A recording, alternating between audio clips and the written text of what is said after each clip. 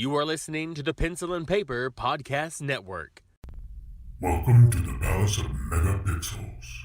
This is Super Mega Crash Brothers Turbo!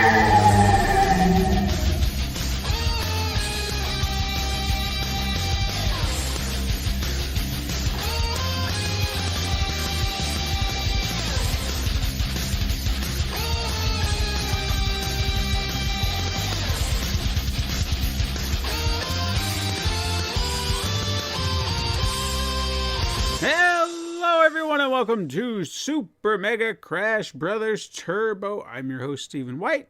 With me, as always, is my co-host, Lacey Finley. Happy Monday! It's going to be a fun show today. Yeah! My God, so much. Yeah, so much. I'm going to start off, because I've got a few things I want to talk about before we get too deep into it. First of all, I thought this would be fun. Hopefully you'll just indulge me for a moment. Okay. We said we did TikTok. Oh, yes. And, you know, all I've posted thus far are 2 clips from our animated show. So what, and I don't know how to TikTok. I'm not a TikTok guy. Yes. But I'm trying. Yes. Okay, so what I thought I'd do here, okay, is I don't know how this works. So this is going to be live for everybody. I'm going to turn TikTok on, okay? Oh, we're going to do like some kind of live TikTok-y thing. And I'm sure there's... thing. Yeah, let me see if I can swap it around, flip it. There we go. And then, see, it's like, oh my God, there's Lace, there's me. And okay. I'm just going to record something, I guess. Okay. We'll do 15 seconds because... Holy crap, it's Super Mega Crash. Look, we're recording. Oh my God, we're terrible TikTokers. We don't know what's going on. No. We're trying to post something. It's chaos. And odds are you don't hear me at all. No, you're not hearing her. Holy crap, it's Super Mega Crash. Look, we're recording. Oh my God, and I'll just hit next and be like, okay, and we'll send that into the world, I guess. We'll just say chaos, you know. Hashtag chaos, and people will be like, I don't know what's going on. It's like, you got to listen to the show. And because then it's the only way it's I going to could make just any be sense. like, oh, I don't really know what's going on either. I mean, you really didn't. You're just kind of sucked into it. So you're just like, oh my God, what's going on? So, right? There we go, chaos. So and, if for whomever enjoy, whatever that just was. That's all I can say. It can't be any worse than some of them I've seen. And all right, here we go. It'll be tomorrow before, and see, and now you can go watch this. You know, you're listening to it right now going, oh my gosh, what was that about? And then you can be like, it's because we're just, you know, whatever. Because we're trying to be cool. Yeah. Cool kids. Oh, and I could add links and everything. Crap. See, and we're not even you, up see? yet. You know? I didn't even know any of that was a possibility. I wonder if we could change. You know what? Forget it. We're just going to... Should I save it as a draft? I'm going to save it as a... Okay, I tell you what. You're talking to someone who's never used the editing tools on there. I tell you what. I saved it as a draft. Okay, so when this episode comes out tomorrow... Okay, when we're not recording... Right. But when you people are listening... Because it is today. I will have a link in there, and then it'll just connect the dots. Connect the dots. That's what's going to happen. All mysteries will be revealed. Just be like, if you're on TikTok and you see this video, you'd be like, what is this? You'll have a link and you can go to it. If you're listening to this and you'd be like, what happened just now? There's a link to TikTok right down below. Options. All the buttons to click. We made it come full circle somehow. So there, I felt like that would be something fun because I don't ever think about it. We're trying to be inclusive. No, I don't know that you can like share a TikTok account or anything like that. You know, we need. Of course, I didn't even have it. Well, look, if at the moment, if we ever start raking in money, we'll hire a millennial to do all the social media stuff for us. Actually, I think we need younger than that. remember? Oh, okay. Millennials are old now. We need to stop. Gen Zers. They're like in their 40s, have children. You know what I mean? That's true. Okay, so millennial. Or not millennial, So Gen a Z. a Z. The ones who were born in it, Yeah. came from it, molded by it. Okay, well, we'll figure it out. And hopefully we can TikTok better than we're TikToking now. Because I TikTok and don't know how to do that. I mean, Yeah. it's simple. I'm But sure I it don't is. think I would about actually it. have to dedicate time to just like looking at it. I did it for like 30 minutes and was like, nope, and then just uninstalled it. It's like, I don't get it. I do have an idea to do some TikTok videos. I've just not done it yet because what I do is I'll have this very simple idea that I could do at any moment. But I create this much larger idea about what I'd like to do with it. And it becomes more complicated than it really needs to be.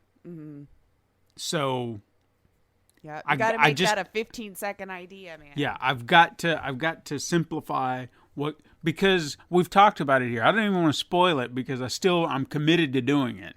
Okay. But we have talked about it here about doing this thing, but maybe perhaps we haven't thought about it in this way. And I thought, and it would please the hell out of one of our audience members too. That's one of the reasons I'm not saying. Ooh, bring it in one.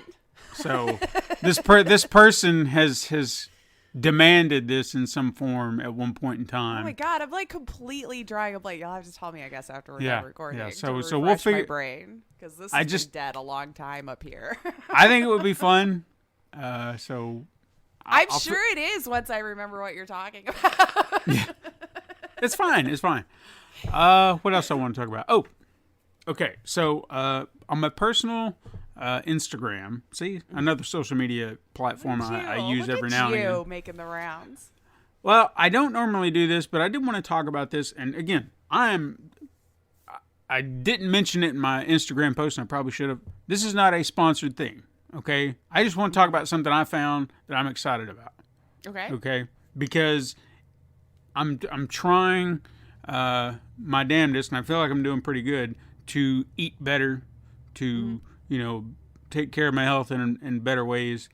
And sometimes I don't always do that, but I mean, for the most part, it's there, Yeah. So I would say for the most part, I'm 90% vegan in my diet now. Oh, good for you. It's I find myself, the more I do it, the less I want meat, or I don't think about it. You know what I mean? Yeah. And I think that's the key. It's not, oh my God, the cravings. It's not like I'm dying for it. Same with sugar. Now that's an entirely different story. It was like a moment where, before I really pushed into this, that I sit at work and there's a candy jar sitting right there, and it's full Yeah. of Snickers and Twix and all these candies you really just are comforts. Mm-hmm. And there would be times I'd just be looking at it, and you felt like a crack addict. You're just like, I just want some candy, man. I just want some candy. And then then- got another Kit Kat. Yeah. And the next thing you know, you've already convinced yourself, like, I'm taking this Baby Ruth. I want it. Yeah. It's okay. It's And I peanuts. It's good deserve for it. me. You've already talked yourself into why it was okay for this Yeah. time and what you did deserve it and how many Yeah. vegetables you ate the day before to make up for it. Totally. Yeah. Every time. You're always talking to yourself, like, well, I did this, and And I'm damn it, just I going to deserve take it. the long way to my car after work, and I'll burn off some of them calories. Yeah. So anyway, that's gotten easier to where I don't think about it. I can look at it and it doesn't bother me. It's like the crack addiction is gone, or Sure. it's subsided. So I'm happy about that. With what I'm eating, I have ideas about where I want to go. I'm always looking for different ways to kind of change things up, find new recipes or whatever. Mm-hmm. So meat's never really in the equation all that much anymore, which, it's good Yeah. for the most part. And salt is just one of those things that you can't avoid. So I just, as long as I'm not layering up on it, I do whatever I can to remove it, but I know it's going to be damn near impossible to remove completely. So that one I don't really concern myself with, just as long as it's tempered. So one thing that I love, and you may have a same love and desire for this thing, I don't know, cheese. I love cheese. Okay. I love it. It's a So high risk, high reward situation. and that's cheese snacks of all kinds. There's these little things called wisps, I think I've talked about on here before, that are so do good. you like the little Baby Bell? Yeah, the Baby Bell. I found another one down at the store the other day called Moon Cheese. They're like little nuggets of they're almost like you think they're crackers, but then you chew it for a minute, it's like, no, this is cheese. Ooh, like a crunchy shell? Yeah. So it's just like these. That sounds good. And it's flavorful. It's like a big flavor bomb. So I love cheese. Yeah. But if I'm trying to go this vegan route, it's something you have to avoid. Plus, I'm already lactose intolerant anyway, so I probably shouldn't be eating it. Yeah. But it's so good. And I'm just screw it. Cheese. I love cheese. So I discovered something called Loca. Loca. Okay. And their advertisements talked about cheese sauce without the cheese, or no dairy, it's so all like Cheese vegan. Whiz. Yeah, something I guess you could say. Yeah. I don't think there's cheese in that either. Who knows? It is a mystery cheese. It is a mystery. But they kind of, I saw these advertisements because, and my phone pays attention to what I'm doing and listens to me and shit. And then it's just like, hey, what about this thing right here? This Loca Foods, check this out. So I started looking into it. And they say it's an all vegan cheese made from potatoes, which, I was like, all right, I don't know how that works, we're but doing whatever. These days. I looked into it. I kind of studied, every little thing about it, and I was like, all right, you know what? I'll take a gamble. Let's get a box of this. Now, granted, it wasn't cheap, but also I'd keep this in mind too. They are a privately owned, independent company. They're on the other side of the country, here in California, and so they had to ship everything over here in their own little box. Very small company, but still, they're doing their own thing. So, knowing that I spent the money, despite how expensive it may look, I got 4 jars. Which, okay. So it's like a cheese spread? Well, I mean, it comes like in a little jar about yay big, I guess. I'm holding my hands like you people can see. And I wouldn't call it, I guess, kind of in the same vein as what you're talking about, like Cheese Whiz or something like that. But a taller jar. Yeah, almost like a salsa jar, tall salsa jars or whatever. Anyway, you scoop it out, and then it's spreadable. You can warm it up, whatever. Again, I had expectations that it looked so good, and then I also worried that it wouldn't live up to those expectations. But I decided, you know what? I'm just going to I had a tortilla chip, and I just dipped it in there and took it. Oh, my God. Oh my God. Yeah. It tasted like cheese. It was so good. The flavors and everything, it was just like, bam, it was very rich and flavorful in all the best ways. Blew me away. And I had like 2 burritos with all that stuff like slathered on it. It was so good. And I didn't get a bellyache. Not a bellyache one. Look at that plus side. Yeah. It was just like, because normally, you get a lot of the cheese. So if I don't eat things that pisses my stomach off, I'll be okay. Right? I mean, it was just, I think not having a bellyache afterwards, because usually when cheese is involved, it's an expectation, But this time, I mean, I had a full belly and no pain. It was so good. Yeah. I was like, oh, man, this is so amazing. So good for you. Again, is it worth the price, though?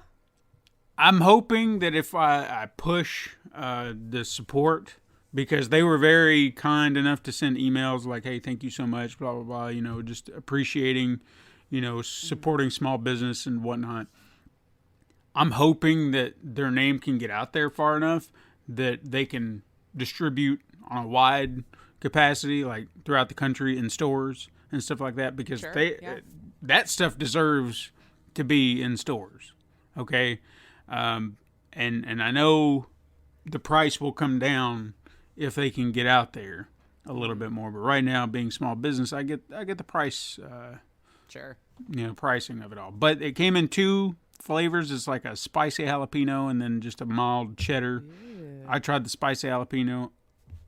See, that sounds good. So good.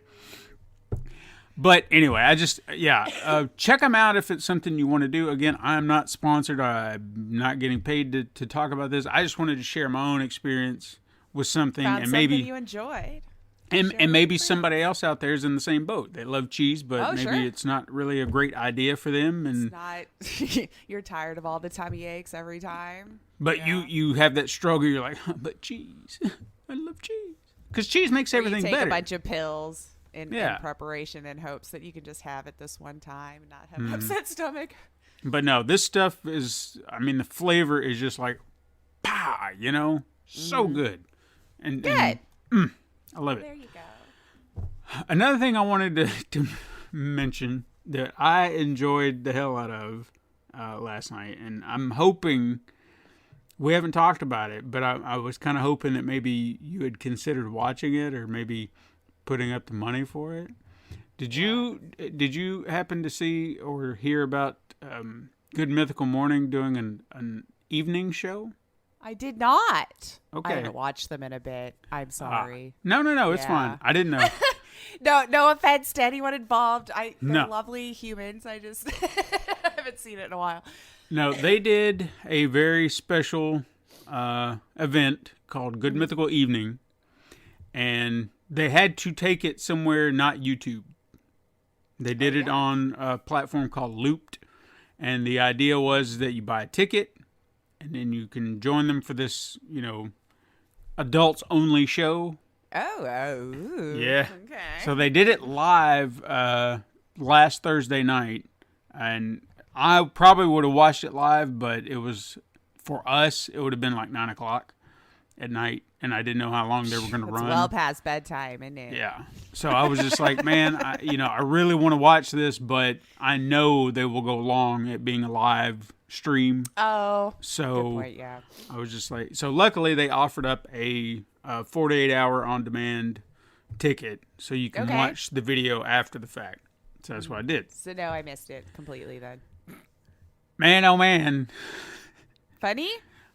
Yeah. Like, I didn't know what to expect. And it was almost like, have you ever, trying to think of a great, Family Guy would probably be the one thing, but I'm sure there's another best example of this. South Park. There you go, South Park. There's a great Okay. example where you watch it on TV and everything's bleeped and bleeped and bleeped, and then finally Sure. you get the movie and your head explodes The because it's like, uncensored oh my God, this version, is everything. That's what this kind of felt like. Like you were watching the uncensored version of these two guys going at it and everybody around them, because they, like at the beginning, it's like they just decided to get it all out of the way, and they were just swearing every which way that they could think of, and They're just like coming the up. freedom. Yeah, just and they even explained it's like, this feels wrong. I was like, but we're just gonna keep pushing it and keep pushing it. And it's like they had to get into a comfort zone. So they like had to force themselves to be obscene. Well, I mean, they sometimes say you can reach down and realize it's okay. You're just not that type of person, and that's fine. And I think it's not that they can't or they don't swear. I think it's because of the environment they're in. That's They're almost just like, so used to keeping it PG. yeah. I think 13 like or even 18. right here, because Katrina was watching with me, and she's like, so do they not swear or anything in real life? I said, no. I feel like it's your mindset, because like when I'm right here doing this, I don't actively go out of my way to swear, but if it comes out of my mouth naturally through conversation, something's got me riled up or whatever, Sure. I let it go. That's what they do on their podcast. But on the show, I'm sure mentally they're just like, don't swear, don't say this, don't say that. Yeah, I try to keep it in check. I think you know me IRL. I love expletives. Yeah. It helps me so much. I'm not saying it's smart or intelligent, but I just, No. I like them. It's okay. I like them. But again, you have it in your head, just like, this is the space in which I need to kind of filter. Yeah, like and you reel it just in, kind of reel it in. do. Yeah. But then when you're outside your comfort zone, it's like, okay, here we go. And then you can just do whatever. I think that's where they were kind of at. Plus, Link was drunk. I don't give a shit what they say. He was like, they had drinks prior to the show. I guess to loosen them up. That's hilarious to loosen up so I can curse. Yeah, I and need then a drink before I can curse. and then they had more drinks as they were on the show. Did it like turn into a poop show though? Because that's a danger, I think, when No. entertainers are drinking whilst they're trying to entertain. It can go sideways fast. No, I wouldn't say that. I think even they were kind of aware. Like Rhett picked up on it pretty quick that Link was just a little too far gone, and it's like we're gonna have to rein him in. I feel like he'd be the lightweight of the two. Yeah, and he called him out on it. But he went, I saw the phases because I'm like, that's the kind of drunk I think I am to a point. Like, I can be fun, but I can also be chatty. And he got into that chatty kind of laughy moment, and then he started getting retrospective. Right when it's starting to hit kind of zone, So it was insanity. I don't know how much longer it'll be up, but if you can get a chance to watch it, hopefully they'll make it available. Looped. Yeah, I can send you a link. I've not even heard of this streaming service now. I think Looped like LOOPED. Yeah. Okay. I think it's. I didn't know if it had some fancy spelling to make it unique. I didn't really look into it all that much, but I think it's meant for things like this where you can do live events. This may be a pandemic thing that just kind of cropped up. So you have events you can do with streaming, kind of like Twitch, but you're paying tickets and I don't know. Gotcha. Yeah. But all right. I was able to at least do the screen share onto my TV so I didn't have to watch it from my phone, which I was worried I would have to do. And I didn't want to do that. Right. But I got a few good laughs out of it. It was... Oh, good. Things Will to there say... be more Rhett and Link After Dark? I hope so, Or because... whatever they called it. What did they do? They did... It's like they took their common games that they normally do and then put an adult spin on it. Adult in the sense that this is stuff we can't do on YouTube. One in particular is, you know how they do the international food test and there's a dartboard and they throw the darts at the board? They did that, but with cocktails.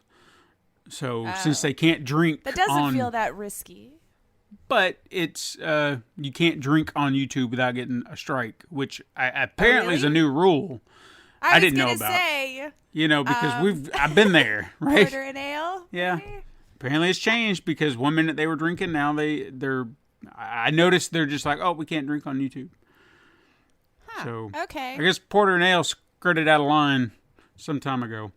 Yeah. Well, you weren't sitting there getting hammered. You were doing it with a discerning. Well, okay. We got there. Leaving the edits of you in completely hammered. Right. I always could tell when it was getting there, but you didn't keep it in.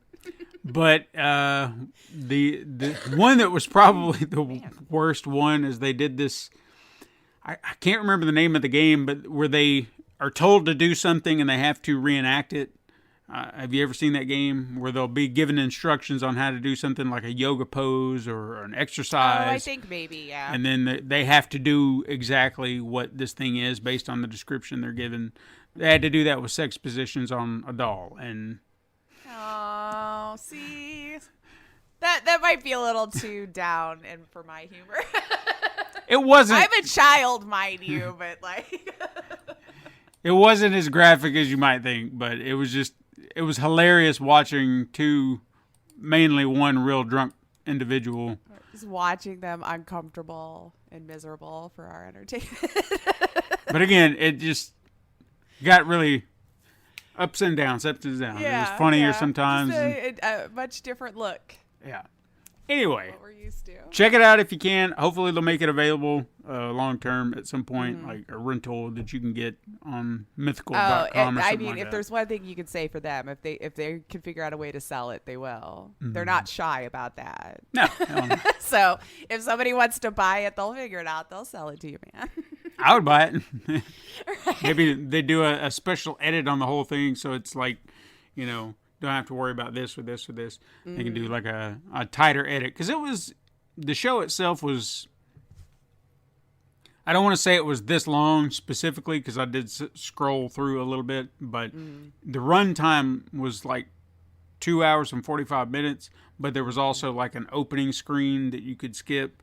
And then there was like a mid-break screen you could skip if you wanted to, just when they needed. So it was probably about an hour and a half, 2 hours tops. it flowed. Yeah. And then they did a good mythical more that you could do separate, but I didn't do that. Okay. I paid for all I wanted. I gave you my money. I came, I saw, I left. Yeah. So, hey, what you been playing? Wow, games, eh? Games. Mm-hmm. So I don't remember when I did this, or I said this last week because, my brain's dead. But I did finish Kasane's story on Scarlet Nexus. And I did go ahead and it did, just like I thought, X plus new game or whatever. Because I had been reading articles of people playing them at the same time. And I was like, I have a feeling if you beat one side, you'll be able to do the second one and carry over. And sure enough, I did. Although, with Yuito, they told me I could keep my level and all this kind of stuff, even though it would be a different character, right? Like, if you wanted, but the screen does pop up like, hey, by the way, though, you're probably not going to have a challenge because you are level 60 and basically kind of starting it over, just a new storyline, And I was like, screw it. I kind of just want to get through it anyway, right? Oh, they weren't lying. It's too easy. I could basically just run through the levels if I wanted to at this point. But I kept it that way on purpose because he's not ranged and I'm not a close in there kind of fan. I like my ranged combat. So now I just kind of smack them once and they just leave, and it's kind of entertaining right now. I don't know how long it'll be that entertaining. I might bump it up to hard just to see, because I always play everything normal mode, just to see if maybe then it 2 slaps. Until I get towards the end game, because I know how big level the boss was, the end boss. So I feel like if I got to there, it would be at least a regular challenge. If I even level up at this point, because I don't even know, So I got that, did my intro, and got kind of through the first level with Yuito, and then I'll come back. We'll come back. I'm just slowly but surely chipping away at it because I really didn't expect the game to be as long as it's appearing to be. Maybe the second run won't be as long because I'm just kind of slapping them out of the way as quick, since I did decide to just go ahead and carry everything over into my next play. You could have decided not to, if you wanted to just do it that way. But it was almost, I think 36 hours is how long it took me to beat one story. Wow. So to technically beat the whole game. And again, I've admitted this a million times. I'm the type, if I get something in my head that I got to do, I'll just walk away from my game for God knows how long. So maybe it was 30 hours, but still beefy game. So once I get through Yuito's, then I think technically I've beaten the entire game and have seen the full story, because they do talk about how I've unlocked one ending. Yeah, I'll pay attention to achievements for that when I read that. When I'm like, oh, okay, one story. And then for some reason, after I beat a longish game kind of like that, I like to just go back into the nonsense stuff that doesn't require me to think a whole lot. I got it in my head I wanted to play Beholder again. Yeah. So I actually went to go play Beholder and then noticed Beholder 2 was in the spoopy sale on Steam. So I just went ahead and got that for $5 and actually just played that one. So see how the circle, they got my money. I didn't even play the one that I was like, oh yeah, I don't know that I've actually finished every scenario on that or whatever. Much different than the first one. And I feel like I played a demo-ish version of it. Back when I was streaming, I want to say a viewer had given me a code for something, whatever. I never played the whole thing. Plays so much different that I'm going to have to give it a little bit more time. I'm not sure. The graphics definitely upgraded. The first Beholder, I don't know if anybody even knows what I'm talking about, but you just play. It's all the characters just look like silhouettes. And in the first game, you're playing as a landlord.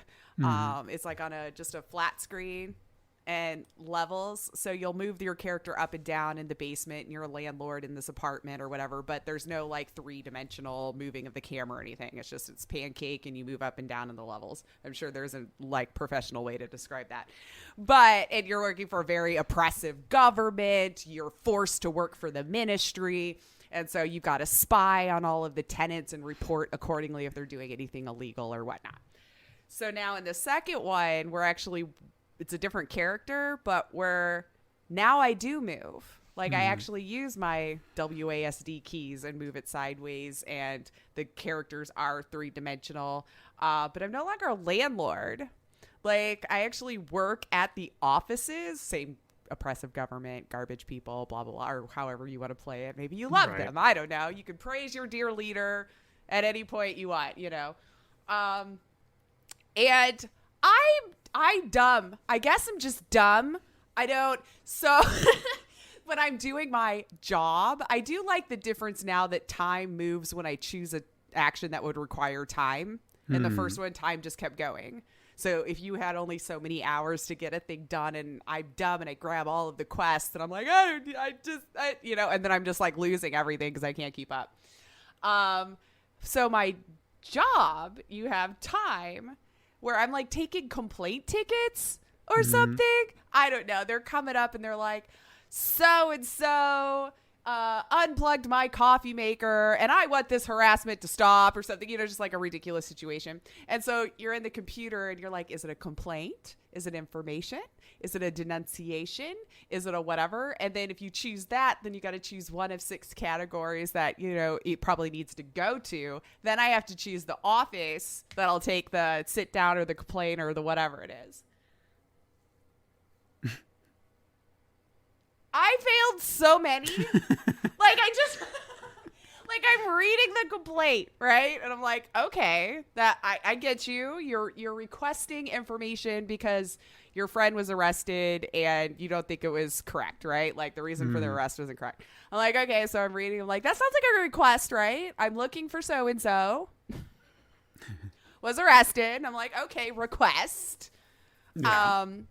Got arrested for disorderly conduct. Okay, order. Because order, the Ministry of Order, supposedly, you don't steal, you don't hurt people, you don't be a dick, right? And then I would choose an office, and then it would be like, wrong. And I'm like, why though? Because. So I finally, paying attention, instead of getting mad, when I finally go, okay, what's wrong? They actually tell me on the screen, like, what I should have chosen. I didn't realize for the longest time that I had to choose the day of the week that we were on, you know, like I felt like I just kind of got thrown into my job. So I don't make money unless I do the right ticket. So I wasted like 2 days worth of work and I got like 50 whatever coins, whatever we're calling them in this world. So I'm probably going to play it when we're done here because now I'm intrigued. I think I might have finally by the end of it started to get some of the tickets right. I'm probably still going to screw them up. But then I'll probably get promoted because right now I'm trying to backstab all of my employees to get promoted. Hey, that sounds like a normal work spot. It really kind of does. And I'm just going to lean in. I'm reporting them to the ministry every chance I get. I'm going to climb my way up, man, so I can discover all the secrets. But that's what I did. I got suckered in and played some Beholder 2. And who knows, maybe some other little like piddly things to waste time if I had like an hour between something. But that was the only one I dove into. And I did decide to I wanted to run around in Red Dead 2. And so I decided to load it up on the PS5. I'm like, it probably will look quite a bit better, right? Now that I have an actual 4K TV. I know it's not 4K, but, you know, better PlayStation. Now the first one. My God, it still took 10 years to install. I really thought it would be quicker just because the hardware is like a million times faster than what I had having just the OG PlayStation. Yeah. I have fiber internet. No, it still took like an hour or longer. So I was like on Saturday at like 5 o'clock, whatever day of the week it was, whatever. I was done with stuff. No one was home. I was like, I'm going to pop it in. Nope. I never got a chance because by the time it was done, you know, the hubs came home and I'm not going to just sit there and, you know, force him to watch me play a video game since we only have the one TV. We ain't fancy like some of y'all where we got more than one TV and stuff, you know? I mean, who knows? Maybe he'd want to watch you play it. Who knows? Maybe. I was watching him play some Cyberpunk. See? Just curious to see if he had any different choices, but I'm built that way. I can watch video games. He wants to play. He doesn't usually care to watch. He wants to be the one playing. I get it. So, and that it is what it is, you know. But yeah, that's it. So one day I might actually get to sit down and do a bunch of PlayStation 5 playing. It's just unfortunately neither of us have a life, so we're always home at the same time. I get it. So it makes it hard. Makes it hard. What have you been playing? Well, we're going to be talking about the biggest game I've been playing later, but I also continued playing Metroid Dread. Feel like I'm getting my groove, but there's still some things that I can't do. And Dave said something on the Twitters, I think. Oh, yeah. Where he was just like, if you need any help. And, if I could just hand it to him to do that one spot, because he did 100%, I'd Do they have gladly. that like they do at Dark Souls, where people just drop hell in the no. game? Oh, okay. No, I wish, because it's just, there's one or two spots I get it. I know what I'm supposed to be doing, but something is just not happening with my fingers. Like, I'm just not reacting like I used to, and which is really funny to say, because I feel like I do pretty good at dodging and fighting and stuff in games. It's just that kind of thing where you have to run and click and run and click and run and click. I'm just like, I just don't have it, I guess. I don't know. My timing is off, but hopefully I will get around back to Metroid Dread so I can beat it, because I'm already past the 7 to 8 hour playtime BS that they said, and I guess I explore too damn much because I want to find all the missiles and energy so I can survive, because I don't like dying. Fair. And that's just me. Yeah. But I'll get back around to it once I'm done with the other game I'm playing. Nice. But that's all I got. So let's talk about some news, because I know we got news. Let's talk about some news. There was a lot I had to pare down. Bear down. Fun. There's just too much little stuff, whatever. But probably one of the biggest ones that I saw this week was a little bit, of course, more of an update on the Activision Blizzard lawsuit situation, horribleness, whatever you want to call it. But Bobby Kotick penned an open letter this past week outlining some things that guess he actually wants to see changed, and addressing the company, but penned a letter kind of just outlining, for one, they found the EEOC's investigative process really did help bring some light for things that we needed to change here. I'm sorry, I'm a little biased in how I feel about Bobby Kotick, so even when it sounds like he's being nice, I kind of just I don't you can go to hell. I don't really buy it anymore. But he said the publisher will be putting in some new company-wide policies into place that he wants, to make sure to keep accountable for, keep on track for. And I just kind of outlined some of the things that it looks like that will change for the better. Why he did it, I don't care. But they are launching, he says now, look like a 5-step process. It's his promise moving forward, how things are going to go. That they're relaunching, and I'm saying relaunching because they said launching a new zero tolerance harassment policy, although I was told that was supposed to be the case already. So I'm going to say relaunching, even though that's not how it was phrased in the letter, in just trying to put more, I guess, guardrails into place. So if you actually are reporting these things, that there is checks and balances, that the proper procedures are followed through and investigated through properly, as it should have been this whole time.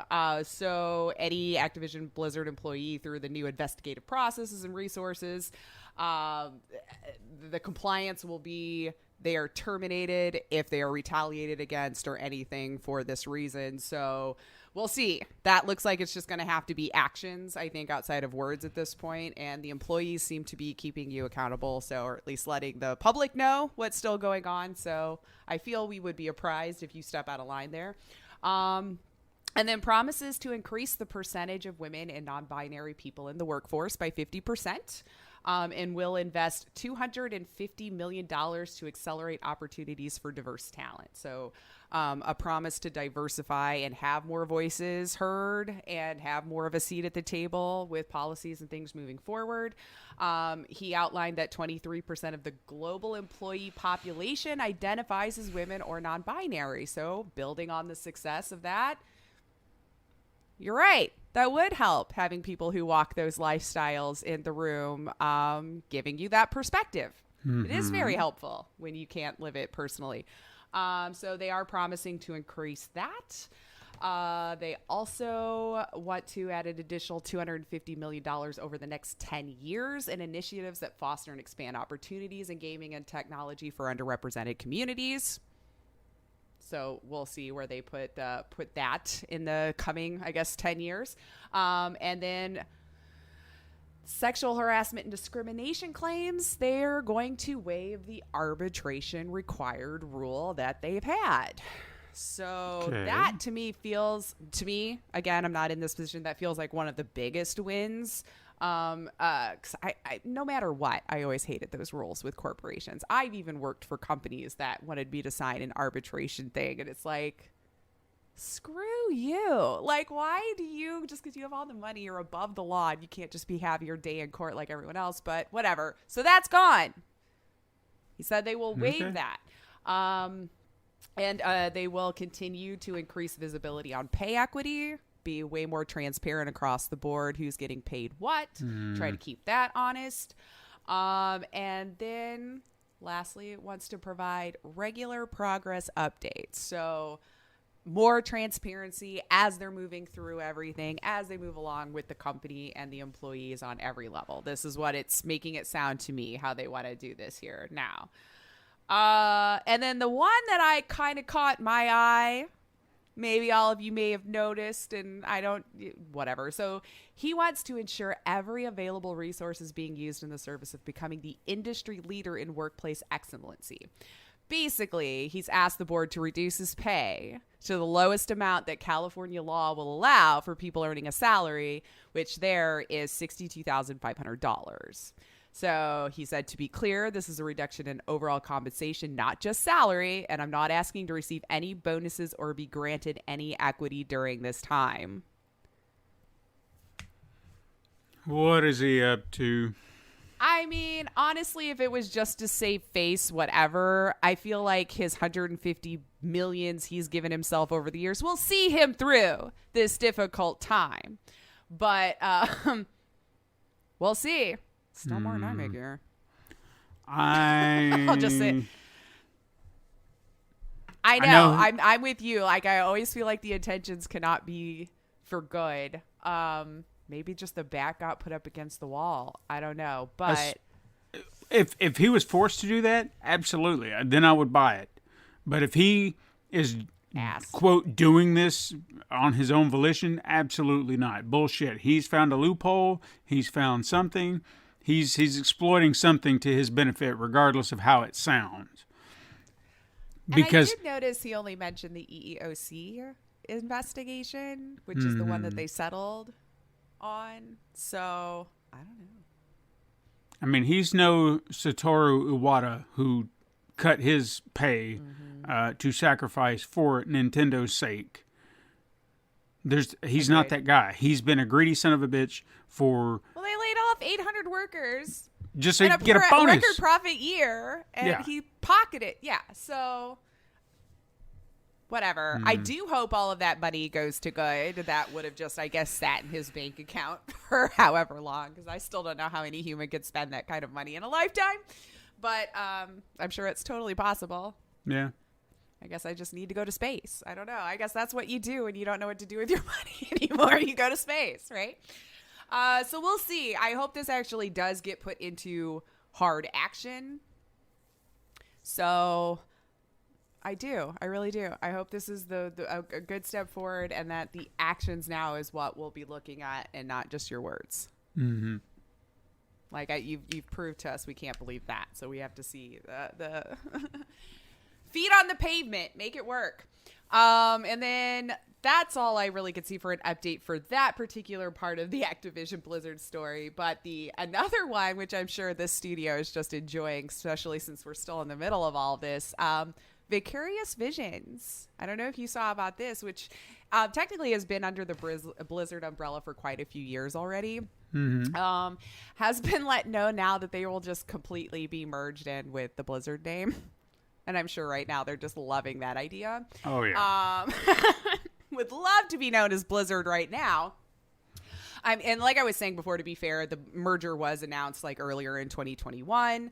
But they were just told this last week that the name would also change. So they thought they were just going to kind of work independently as their name, but knowing that Blizzard owns them, like most of the companies we see these days, just buy them out. So they were under the impression they think now this means that they're shifting into long-term support of Blizzard games. So Vicarious Visions workers told Polygon, which is the article I was reading for this one, that they were initially under the impression that they were just work as their own studio, although it was owned by Blizzard. And the news about the name drop came during a town hall meeting on Wednesday morning. So they think it could be called Blizzard Albany, like to try to pinpoint where it is, because that's, I guess, like its call name they use on like earnings calls and things like that, is since they're in Albany, New York. I don't know. They use this naming convention for satellite offices when they're having their meetings and the whatever. But I feel bad for them because at this time, I think I'd want to keep my name for a minute and not be known. Like, as why Blizzard. why can't they just keep their name? Why does it have to change to that? Even with a merger, I mean, that's who they are. And then you're taking that identity away from them. I'm waiting for my job to do that to our company. Because it's the same thing. Slowly but surely, you notice that our name continues to disappear in the background. And their name is like, hey, this is who we are. And it's like, no, we were... And they're like, no. This is what we are. Okay. I've been in a company where it was bought out to the worser. I know that's not a word, but... And I've watched how it dissolves over the years, and you are absolutely right. Everything that you used to know about what it was before is eventually just completely gone. Oh, yeah. And you have to go completely all in on this or nothing. I don't know. Well, best of wishes to you guys. I mean, I don't even really know how to end this story. Sorry. Sorry, that's all I can say. But hey, let's talk about State of Play. Yeah, There's a little bit to talk about from State of Play. A little bit. They did mention that this was going to be mostly just like third-party game updates, and I feel like it didn't over or under promise. That's what we got. We got some updates. So in no particular order, this I Am OFK. Yeah. We've talked about this before, back in I think it's more early stages, where we were thinking, at least I should say, was thinking, was it like a concert event that they were going to start doing on there? Like how kind of Fortnite's been doing that inside the game, which is kind of cool, So I was like, okay, we'll see. I've never heard of this band before this, but now that I've watched what it is, I am still not the audience for this, but you might enjoy it. I don't know if you know the band or anything like that. So yeah, it's a 5-episode game. Yeah, narrative game. Yeah. And yeah, 5 different music tracks. So you get to play a new music track with each episode when it comes out. And it's from the band We Are OFK. And I've honestly not heard of them before I reported about this. I don't even know how long ago now it was when we first heard they were going to do something like that. No, I don't know who the FUCK they are. I don't. I mean, they sound lovely. It was a cute little commercial. They sound very young. I wish them best. Yeah. And so if this is for you, grats, man. Here you go. You're going to get 5 episodes of it. I don't. Yeah, I agree that, the concept sounded interesting enough. When I watched the trailer, I was like, okay. But again, I'm like you. I just not, I like the concept, but it's just not for me. Right. So not knocking it, just I don't see me picking it up. But nice update. So now we know what's going on with that. Let's see, another Five Nights at Freddy's. Five Nights at Freddy's Security Breach. I'm sorry, I didn't watch the whole trailer. I felt like I'd seen it already. But congratulations again to those who are very much into those games. Here's a brand new one to jump scare you into. You want to do that? I know, I feel so bad. I shouldn't poop on them. But now, Deathverse. This one I kind of wanted to talk with you, because isn't this the one that... maybe we were having this conversation where it was from Suda, but he's not involved in this one. Yeah, there was a game called Let It Die that came out a few years ago, and I had a hard time getting into it. Like, I understood, because Suda's one of those very particular kind of guys that has a vision. And this was one of those, I guess, I couldn't get behind, because I didn't like the kind of a weird cycle of death, and it was PvP, and sometimes the areas would change or something like, I don't know, it wasn't for me. Like the way even trying to get to the end of whatever this thing was, this survival action horror kind of thing, it was so frustratingly hard, because the way you level up or the way you kind of make yourself stronger was very particular, and if you die, it's like you have to start all over again kind of thing, and I was just like, I'm not digging that. I haven't got time for that. Yeah. Well, this is its sequel. It was a hard maybe. Like, the concept really does sound fun. I'm always going to be resistant when it's multiplayer, I know, and especially when it's PvP. Like, I want to love these games. I do, but it just never can happen. But survival action game in a reality show, like game show, of course, I was intrigued by this concept. Yeah. I don't know. We'll check it out. You can PvPvE, and looks like you fight with bots that are called Wilsons that you're able to upgrade along your way to change into like weapons or shields or bullets or just upgradable stuff for you as you level up along the way. And it's supposed to be set hundreds of years after the events of Let It Die. Okay. Or Death vs. Let It Die. However, it was articulated as its first one. I've seen it written as both. Let It Die was the first one. It was just Let It Die? Okay, because I feel like I've seen it written as both. And I'm like, I'm confused because I never played either. Well, clearly not this one yet. So yeah, one that we caught in there. Same with this First Class Trouble. Like, the concept seems fun. I wish I could. Maybe I just need more friends. Maybe. So I could just play with people who won't be griefing the whole time or something. This coming out? I feel like this was a PlayStation Plus game they were going to add this month. This month. Hey, look at that. It's November. Oh my God, you're right. Anyway. Oof. But yeah, if this is the game I'm thinking of, we should play it. Okay, did it kind of give you vibes of that game we played at PAX East, maybe the last time we actually were able to go? Where it was like we were, so it's a social party whodunit, right? So you play on the board of this spaceship, Alithia. Well, it's a luxury space cruiser. And at the start, you're randomly assigned either playing as a resident or a personoid. And so the humans, so basically humans are AI. So if you're a resident, your goal is to find and shut down the rogue AI by collecting 3 key cards to progress to the ship's next level. If you're a personoid, your goal is to stop the residents from succeeding at all costs. And I feel like we played one. Was it on a ship? Maybe a hotel? Do you know what? I feel like a hotel. Yeah, I remember this game. I feel like there was a party going on. I feel like it was a hotel or maybe like a balcony. Like penthouse. But it felt like it was like kind of, we didn't know who to trust, but you wanted to kind of work together if you thought you could. Fun. Yeah. It was fun. I'm so sorry that I cannot remember the name of it right now because you do deserve a shout out because it was a fun game. But it kind of reminded me of that was my point.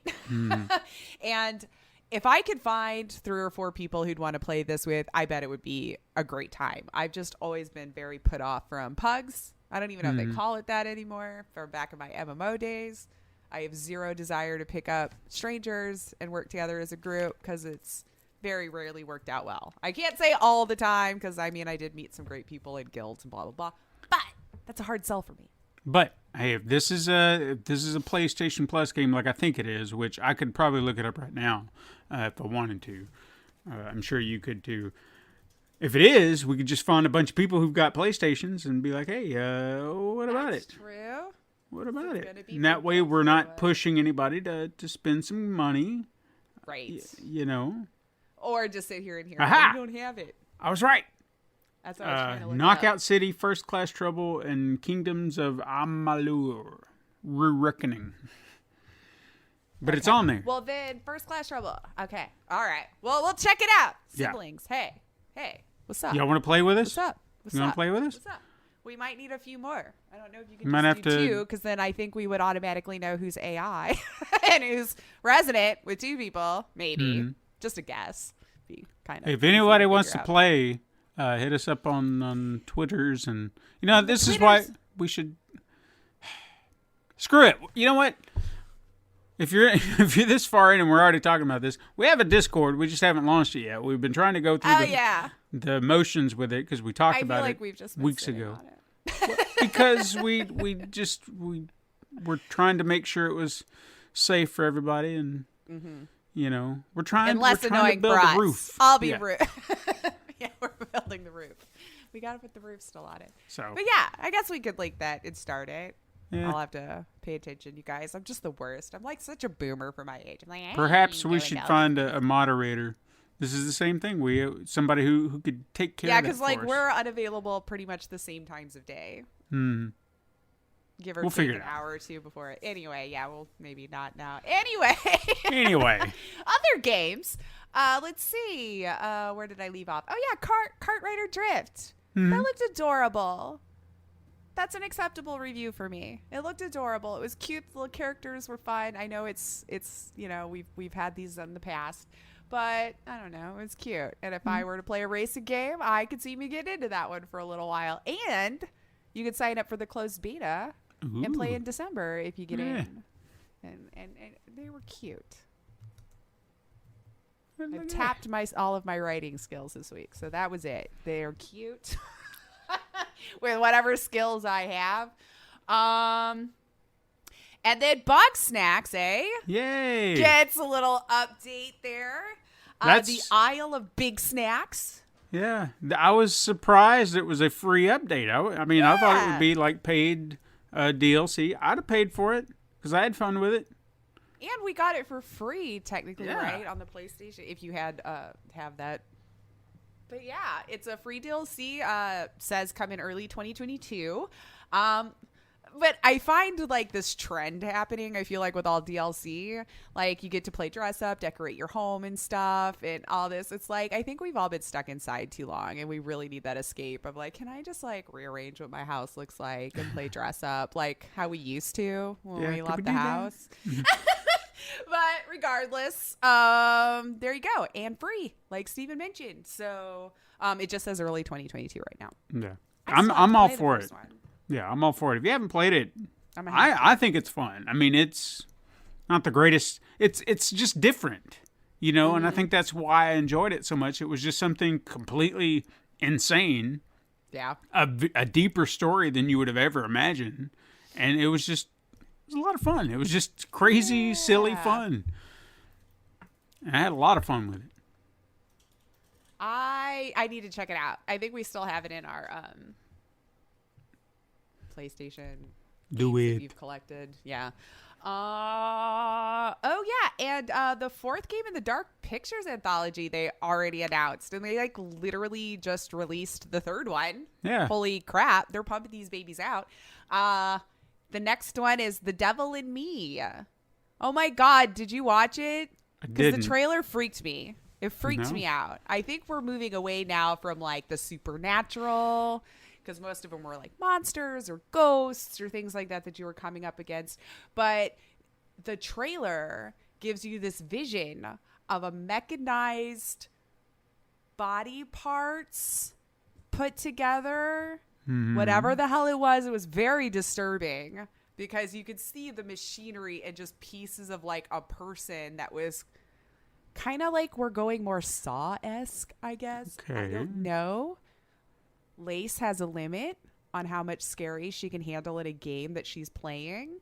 This might be too much. We'll see. I have to see more about it. I still haven't gotten around to the last one that's only been out like a week. But yeah, they were saying this is the season finale, which I didn't actually know was going to be in seasons, if I'm honest with you. I knew there were going to be 8 games. I didn't know they were going to do it in season chunks. So there you go.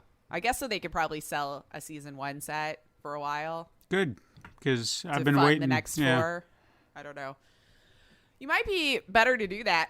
I mean, granted, they're not full price games, at least. No, but they're like $30. new. So at least there's that. But yeah, I guess I like the bundle thing. You know, Well, just and give they it to might me in a sell bundle. It to you for like $100. You'd still save some money with 4 games. It's you true. know? They might do that. I mean, why not? Why wouldn't you? But yeah, it was disturbing. So we got that one coming out. That's all I saw, which is the trailer. Oof. I recommend go check that out if you did it, because it was just, that was not what I was expecting. Yeah, I Not think I was. expecting it to be that disturbing for me. I think that's why I didn't watch the trailer. Is I saw that, like the Dark Pictures anthology. I was like, another one already, and it kind of caught me off guard, and I was like, maybe I'm missing something.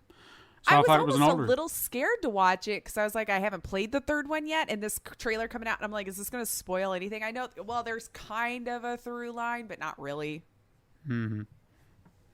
You know, if you've played them, then you know what I'm talking about. Like, there is this ever-present character that's kind of taking you through the whole thing. But at first, I did think it was a spoiler for that character because I was like, is that? You know? And then I'm not sure now that I've watched it. So I guess I should just shut up just in case I do spoil anything for people who haven't. Whatever. It's been out for a while. You should have played the first 2 by now. Anywho, 1 and moving 2. on. Right? 1 and 2 has been out for a while. 3 has barely been out. King of Fighters 15, what you think? I feel like this would have been up your alley. No. Okay. No. I thought the graphics looked super cool. I mean, like that yeah. style. But King of Fighters has never been on my radar all that much.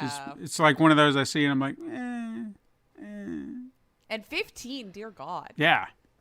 I mean, you thought, well, I would say Street Fighter would be all that bad, but they're only at 5 somehow because they recycled part 2, 20 times before they gave up? At least. It's like, you think we should make a 3 now? Sure. We've milked this cow for all it's We've worth. had 2.1, 2.2, 2.3. Apple Music now on your PlayStation. That was a weird one to me for some reason. I don't know why. The way they like to gatekeep their stuff to keep it on Apple-only stuff, which is what shocked me, I guess. But I don't own Apple stuff, so I'm sure a lot of you would be like, what, they've been doing this for a while. I don't know. I just never read of them sharing and playing nice. So I'm starting to think, and I have no insider information, but I'm starting to notice this trend. Spotify is on PlayStation.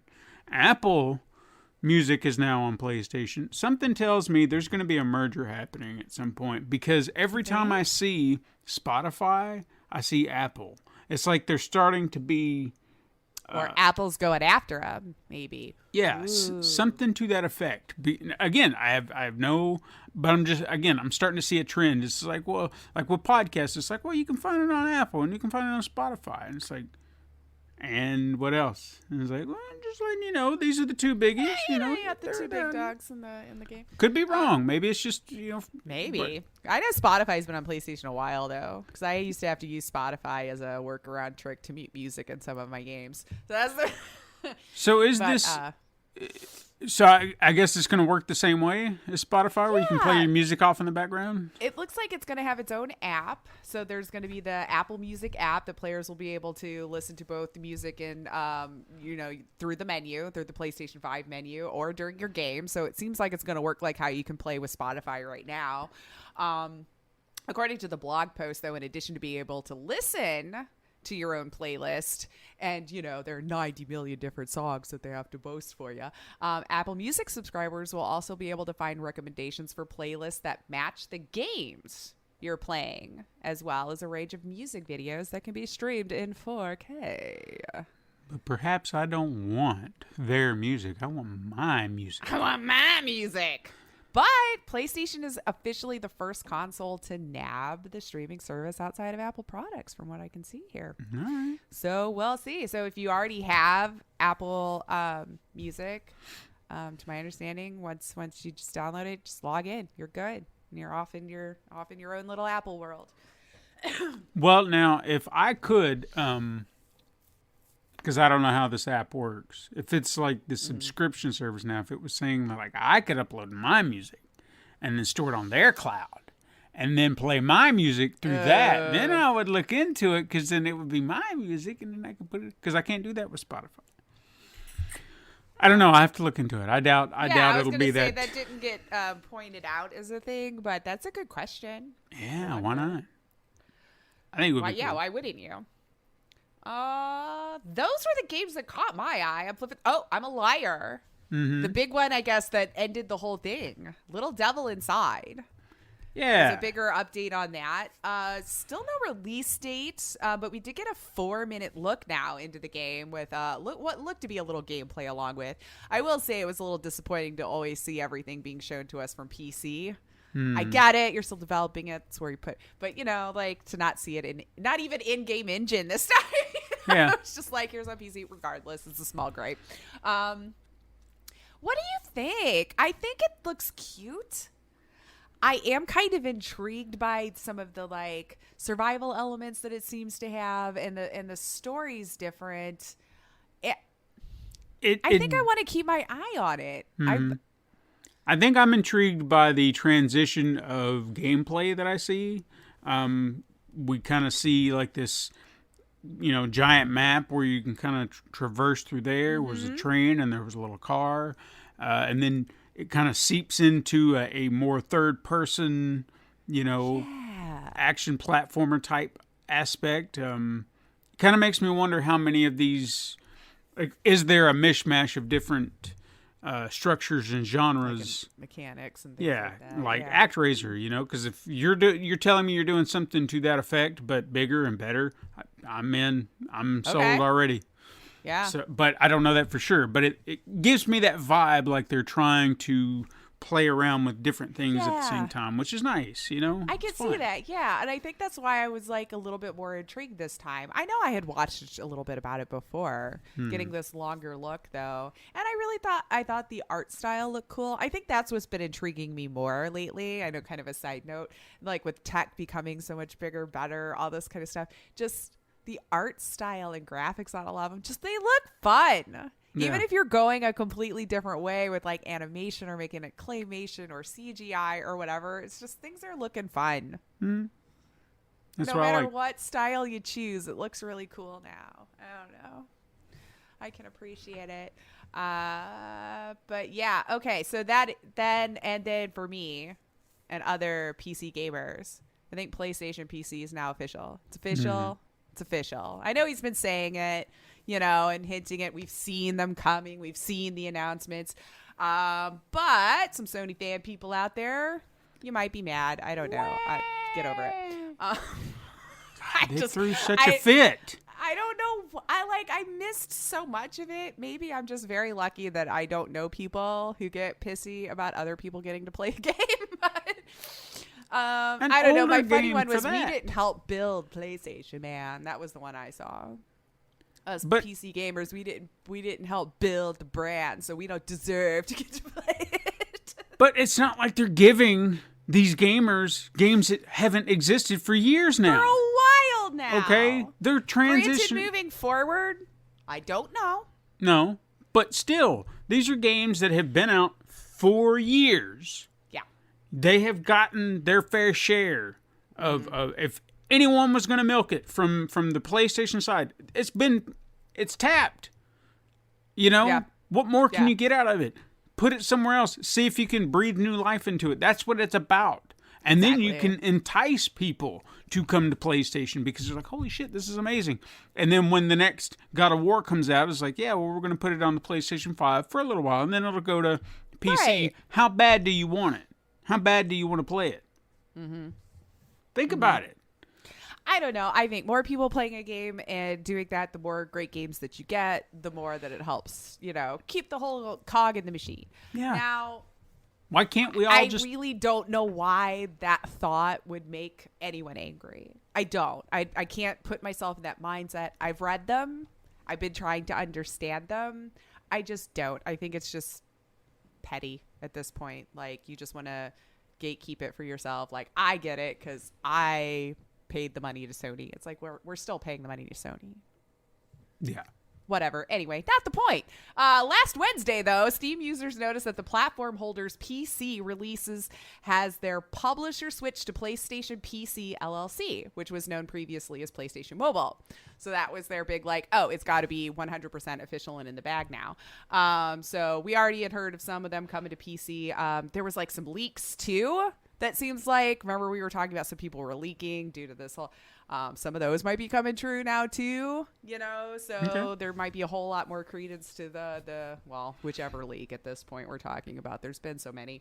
But they're looking at it, Sackboy: A Big Adventure may be coming, which Why was not? a one spotted on the Steam database. So maybe. So yeah, we heard about this. Sony's pressing, a whole bunch of them were coming. And that, there's an opportunity to expose those games to a wider audience. Again, I kind of believe that and recognize, cost of making games goes up. So they just want to make more money. They want our $70 too, guys. Do you think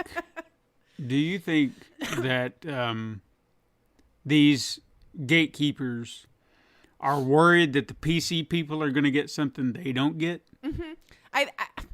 It almost feels that way. It almost feels that way. Like they like having a thing that other people can't have or something. Like Spider-Man's the only one I can really think of. We've got him.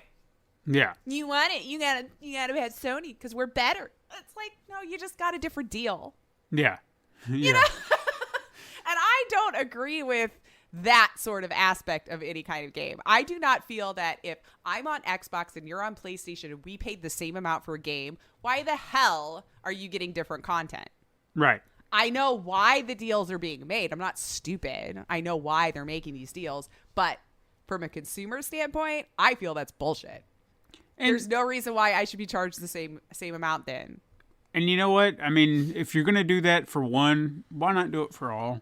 If it's going to be at that point. So, yeah, I honestly feel like it is kind of a low blow that people get Marvel's Avengers with Spider-Man on PlayStation, even though that technically hasn't dropped yet. But, right, we still. continue to hear that it's going to happen. So if it does happen, why can't the PC people get something specific to them? Why can't the Xbox people get something specific for them? If you're going to gatekeep one It's all character, about the money. but still, if you're going to do that, why not at least give them a character that nobody else can get? Because you're clearly doing it for one console, and that's bullshit. I don't know if you remember, they did that with a game back in the GameCube and PlayStation 2 days. Soul Calibur 2, I think it was. There was like Nintendo got Link, Xbox got Spawn, and Sony got. I think I vaguely remember. Yeah, I don't even remember what character they got, but it was just like, hey, each platform gets their own special character. Yeah. And there you go. And fair enough, Okay. I don't know. I think anyone could argue for whatever, because if they're on the opposite side. Yeah. But now, and then I'm that unique PC gamer, guys. I gave my money to Sony all these years. So I guess I'm in the unique position to get to be mad at both. Yeah. I did help build Sony, and I prefer PCs. So what are you going to do about it? And now, that argument that you always had is like, well, I have a PlayStation because I can't play their games, but, Xbox, their That games was the usually won. reason. So now it's just like, well, I don't really need that either. Probably didn't need to do all that, but And Ooh, you he's excited. and David could now play the same game. You could play together. that's if true. They do cross-play. That's true. We did. See, we wore them down. Now you can play with your PC friends. See? How about See, that? This household supports. What can Yeah. you say? If only. Ooh. If He only. doesn't like to play games with me, but Still. but at least now the option would be there. Yeah. I mean, if only cross-play would be more commonplace. Try it, right? all And I'm gonna again, say. I understand why they're bucking against it. It's still the almighty dollar. You want people to buy your product, So it's like, I get it. But I also get we're children and we want everything. So give it to us. But I mean, also look at it from this perspective. If if you had a PlayStation, or if I had a PlayStation game, you had a PC game. Let's use Monster Hunter World, for example, as the one that I know we've played together. If you had it on PC, I had it on PlayStation, we could play together whenever we wanted. I would be more inclined to play it. And then when you dangle these little things like, oh, you want to buy this? And I'm like, okay, maybe. I would be more inclined because I'd see it all the time and be like, you know what? We've been playing this a while. I want a new costume, or I want a new hairdo. Yeah. I want to do something different. And then I'd kind of look at the little $3.99 price tag and be like, screw it. Here you go. Right. Because I'm playing with I'm playing a lot because I get to play with my friends. You're keeping me from doing that. True. And See, you can good entice point. you can entice me by playing more, and you help me play more by crossplay, so I don't have to worry about who I'm playing with. Right. Hey, there you go. See, signed, sealed, delivered. Mm-hmm.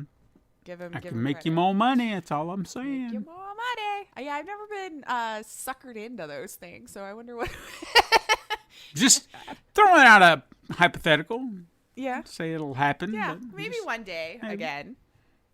It's just schedules. Adulting is rough. That's my big news that I felt I wanted to talk about this week. Did I miss any big ones for Steven? Nope. Nope. Excellent. Got a few quick hits. What you got? Quick hits. An original single-player, story-driven horror adventure based on the movie A Quiet Place Yeah. is in production. What's up with that? With a 2022 release date. I don't know. Interesting. Coming from Saber Interactive, and as the publisher, Illogica will be the developing team. I'm interested. Yeah. I immediately Again, thought one about. I might watch. Yeah, I immediately thought of Alien Isolation. Ooh, yeah. I did too. Like as the play style or something. Really put that into perspective, where you're just like, Because especially now with some of the mechanics that we have, because Alien already did that. That's probably what you might have been alluding to there. Like if you have a microphone and you're playing Alien Isolation and you do breathe, the alien will find you if you're too loud. I think you could turn that off, but that is a mechanic. Now, totally. And now, more tech, better tech. Yeah. Think about it, I guess yeah. I'll have to remember to turn my PlayStation mic on. I'm annoyed that it's just automatically on already, and I don't want it on there, so I have it turned off. But if you want to play that way, yeah. Extra.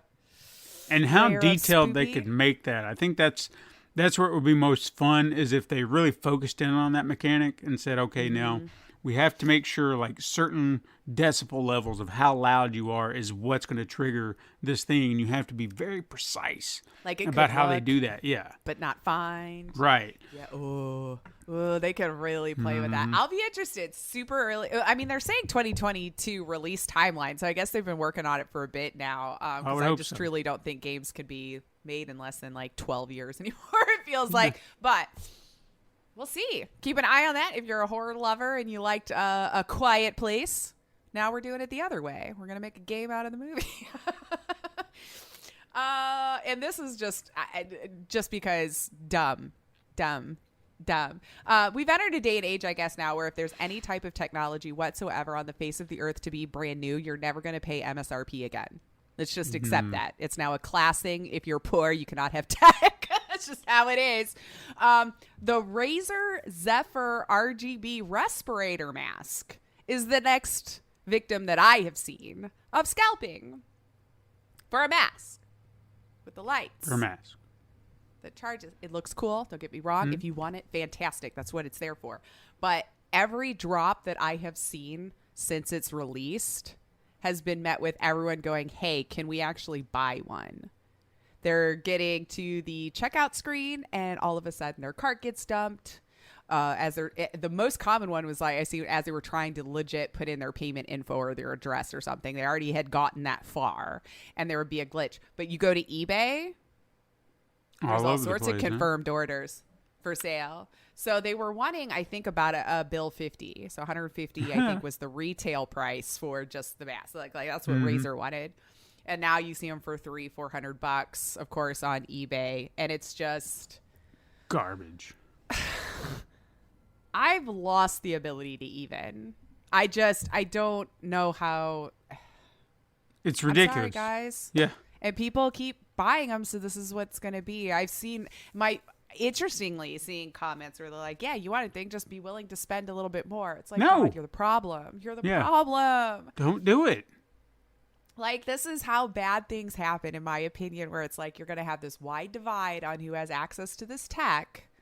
and I can't point to them wholly, but we're seeing reasonable prices, MSRP prices for these things, and you still can't get it.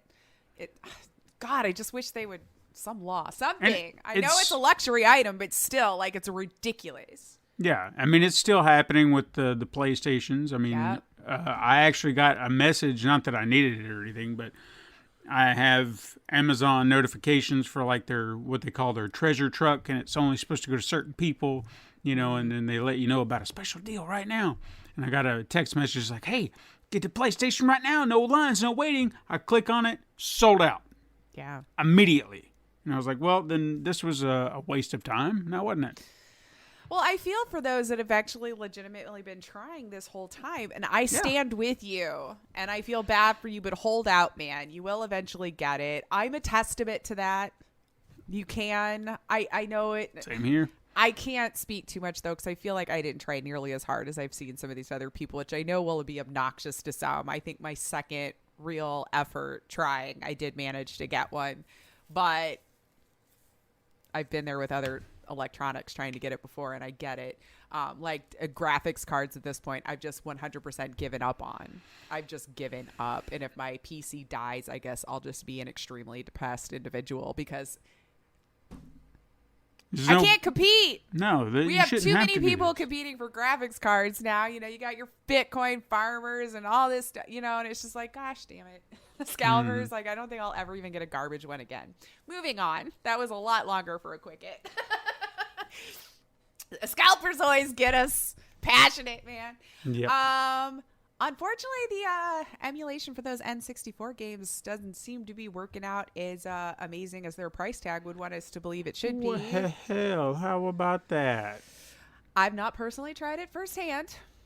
I watched a couple of YouTubers that kind of walked me through their experience, and then just kind of like read some articles from some criticism. I was trying to be objective because I know sometimes like the smaller group of pissed people can be the louder voices in the room. You know, like I realize that, but it seems like it's geared more a lot towards like the button mapping too. So when you're playing these games, that now I had to read this one out because again, I haven't had like the N64 controller or whatever. Because remember, they do have that controller that you can get, or you could just play these games with your Joy-Cons or the Switch Pro controller.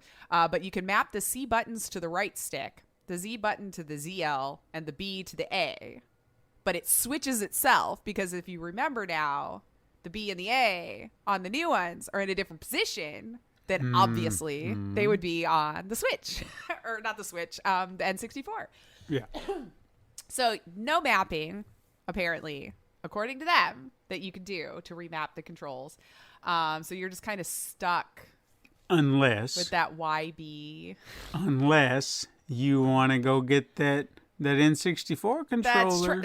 Yeah, damn it, you're probably right. God damn it, Nintendo. I try to help you, man. And then No, but they got that N64 controller you can buy right now for $60 or $70 or whatever the shit they're charging. I don't remember. I feel like that was $50, but still a lot for something so old. Well, it's to be compatible now with the Switch, so it's a little different. But it's all wireless now. It's all new. It is all new. You're right. Yeah. It is all new. It's brand spanking new. But the ones that I think would get on my nerves is the technical issues that I had been reading, like sound delays. Some of people are having graphical errors, and of course, just the app's lack of support for the controller packs. The N64 memory card, apparently, that you can get too, that you place in the slot in the back of the controller, so players could save your game data in titles that didn't have, or with the cartridge, didn't save to the cartridge rather. I don't know. Siblings, actually, I'm kind of curious if any of you had a chance to check it out. Are you experiencing some of these issues? Maybe one I didn't mention. Maybe one you haven't seen. Maybe yours is going just fine.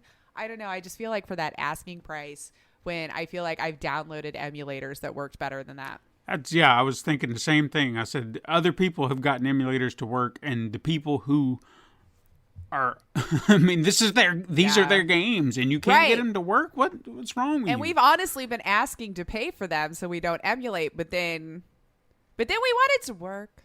Yeah, and then you force us to emulate, right? And then we're all back to square zero. Well, if you have a PC, I guess. But I don't know how widespread it is because, again, like I said, I understand like the angry people tend to be the loudest ones. But it seemed like I was finding enough to warrant a warning. Like you need to kind of revisit this and see why it's not working properly. Because like sound delay might sound little, but us gamers realize how obnoxious and hard it can get to deal with that over a long period of playtime, you know? So, but yeah, no, I'm super curious, siblings. If any of you out there pulled the trigger, decided to do it, how's it working for you? I am curious. And the GTA San Andreas is coming to VR. Did you see this? No.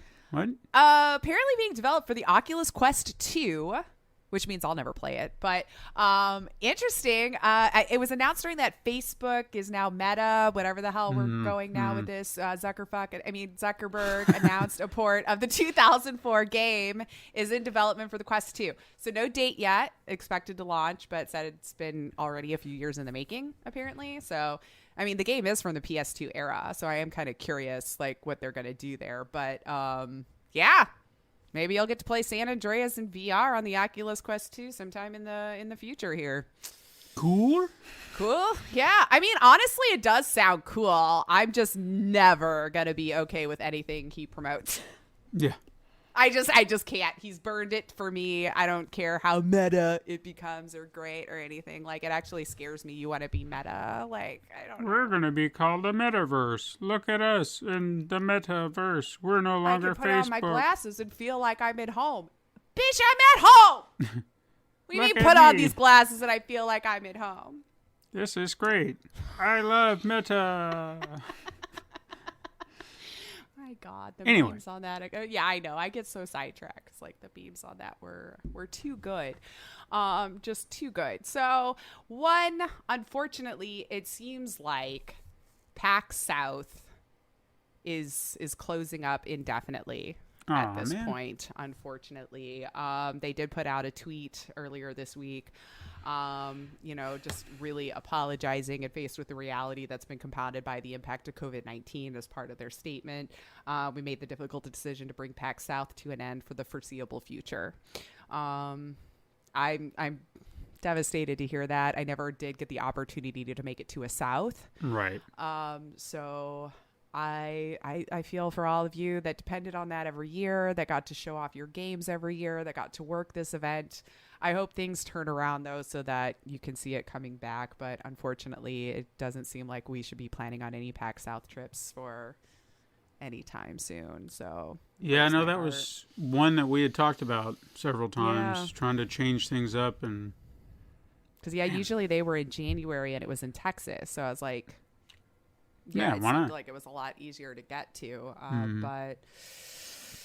And who knows, maybe with it being there. Anyway, that could get on a whole other talk. But unfortunately, I guess no more PAX South for now. But the last one I want to bring up, because I'm sure all of us has to be super excited about this. Skydance New Media announced a partnership with Marvel Entertainment, developing a new narrative-driven story in the Marvel Universe. Now, this is Skydance's first foray into AAA game development, but the people running it, no strangers whatsoever. So I have actually a decent amount of faith in this and very excited reading who's all involved, because Skydance is a TV and film company, but led as its president with Amy Hennig, as most of us should know, as the, was creative director at EA for a long time, oversaw Visceral Games Star Wars, 8 years at Crystal Dynamics, as the writer for like the Soul Reaver and Legacy of Kain series, but 10 years at Naughty Dog as creative director and lead writer for Uncharted.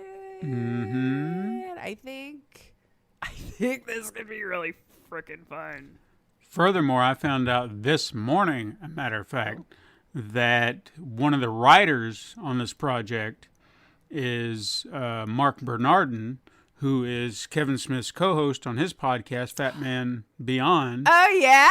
And he is a solid writer. In fact, anytime there's an opinion, like say a Marvel movie's come out and, Kevin's over here going, squealing with joy about everything he loves about it. Mark is the voice of common sense in a way. Like he takes away. Like, I know you're excited, but Yeah. He's like, I love this stuff too. I do, but here's what's wrong with what the story is, and everything he talks about, the points are so valid that you can't. You hear him and you're like, yeah, that makes sense. Yeah, that makes sense. He's such a damn constructive, right? Yeah, absolutely. Yeah. He's not tearing stuff down. He's doing what a critic should do, and like pointing out the flaws and why they're flaws. And sometimes he even just pitches like he's like, what they should have done is, and then say his idea, and like, damn it, why didn't they do that? That is such a better idea. You know? So he's a solid writer, and the fact that he's being asked along for this project, I'm really excited. I don't have any preconceived notions on what it would be, though. I had fun kind of flipping through, just trying to see like what people were like, oh my God, please make this kind of situation. So I actually would rather ask our siblings, what are you excited about? Yeah. Like, which one? I saw a lot of people like Wolverine. I don't know though, because I feel like since we kind of got one going with Insomniac, like I feel like I understand if you're excited for one. I don't think that'll be what it is. What do you think though? Like, who do you think it could be? Like, I don't know, because when I thought about Amy Hennig, I was like, okay, well, she's got a lot of different things, in her background, so I can't really pinpoint her to one thing. And I don't want to say, well, Uncharted, Naughty Dog, well, what could kind of fit within that narrative, because I'm sure she wants to try something new. Oh, for sure. And mix it up. So I try to think of a character that might be fun to do narratively, because that seems to be her strength. If she's bringing Mark on, right? This is definitely going to be narrative based. I could see that. So some characters with a rich history, rich background, something that you really need to kind of dig into. I mean, it's hard to say. It really is, because we could say street level characters, and they're doing Daredevil and Jessica Jones and Luke Cage, or you can come over here and they're doing something like Moon Knight or Sleepwalker, and these are deep, supernatural type characters. Blade, Oh, yeah. But how deep is he from a narrative standpoint? He's interesting, but there's only so far you can go. How deep are you wanting to go with this narrative? I don't know. I feel like with the ones we have involved, yeah.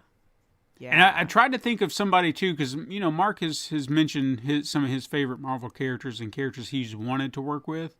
And in fact, he was actually pitched a Marvel project at one time. It's like, hey, if you could write for any Marvel character, which one would it be? And I'm trying to remember. It was somebody who just recently got a show, and he was like, or they were working on something that recently came up. He's like, hey, I would like to do a story about such and such, and they were like, no, you can't, because we're already doing something with that character. And he was like, well, shit.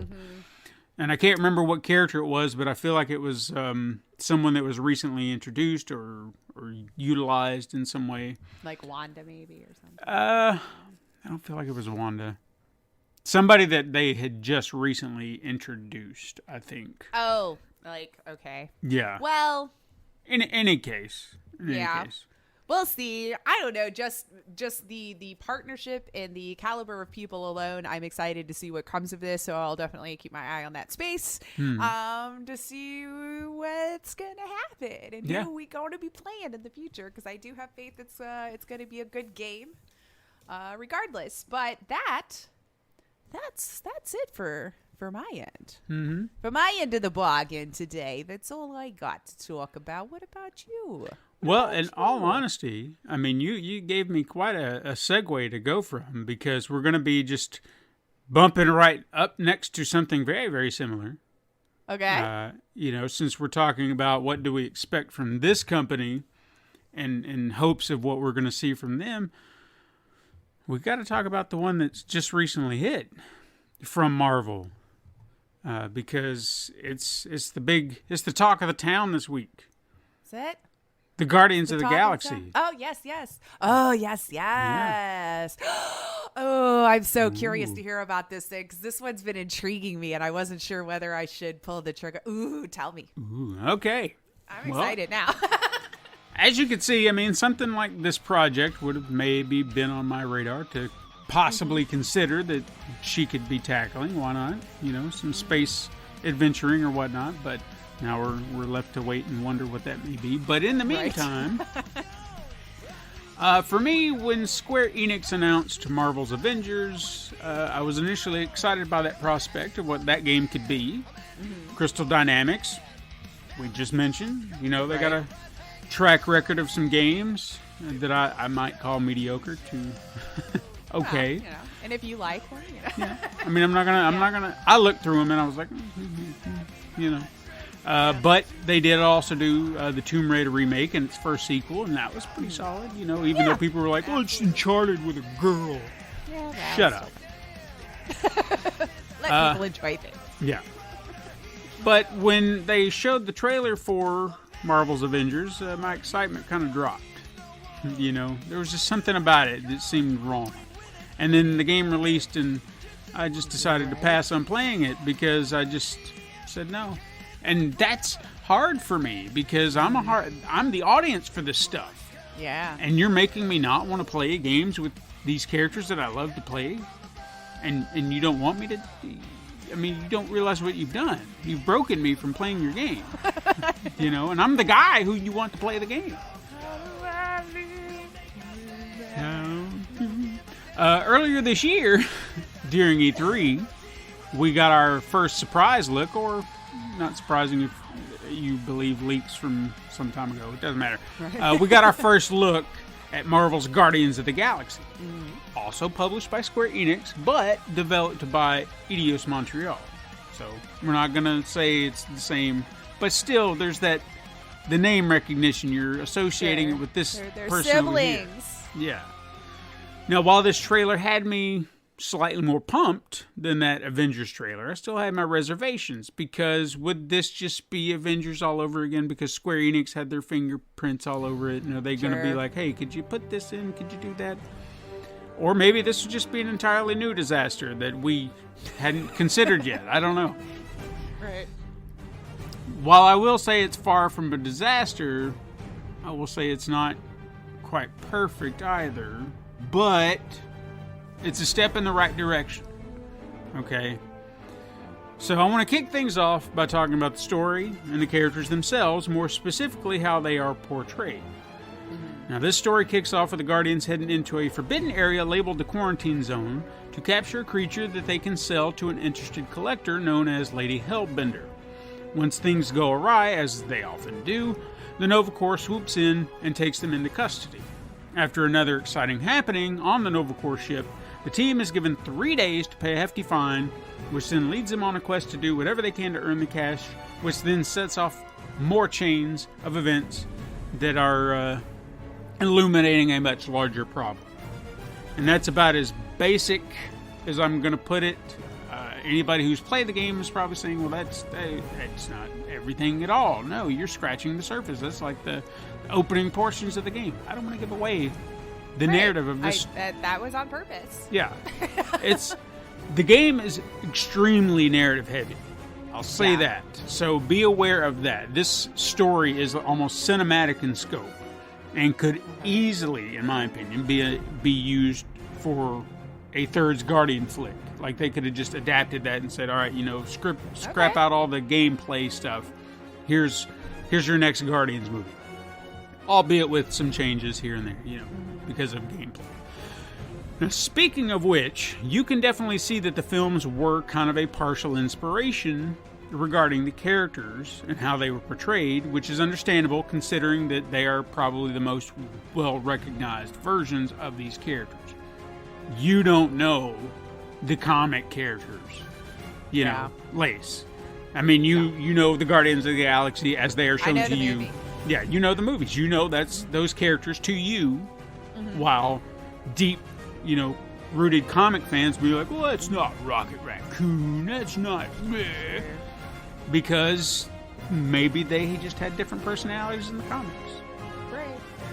That said, I greatly appreciate the use of deep Marvel Comics lore that hasn't quite made it into the mainstream. Okay.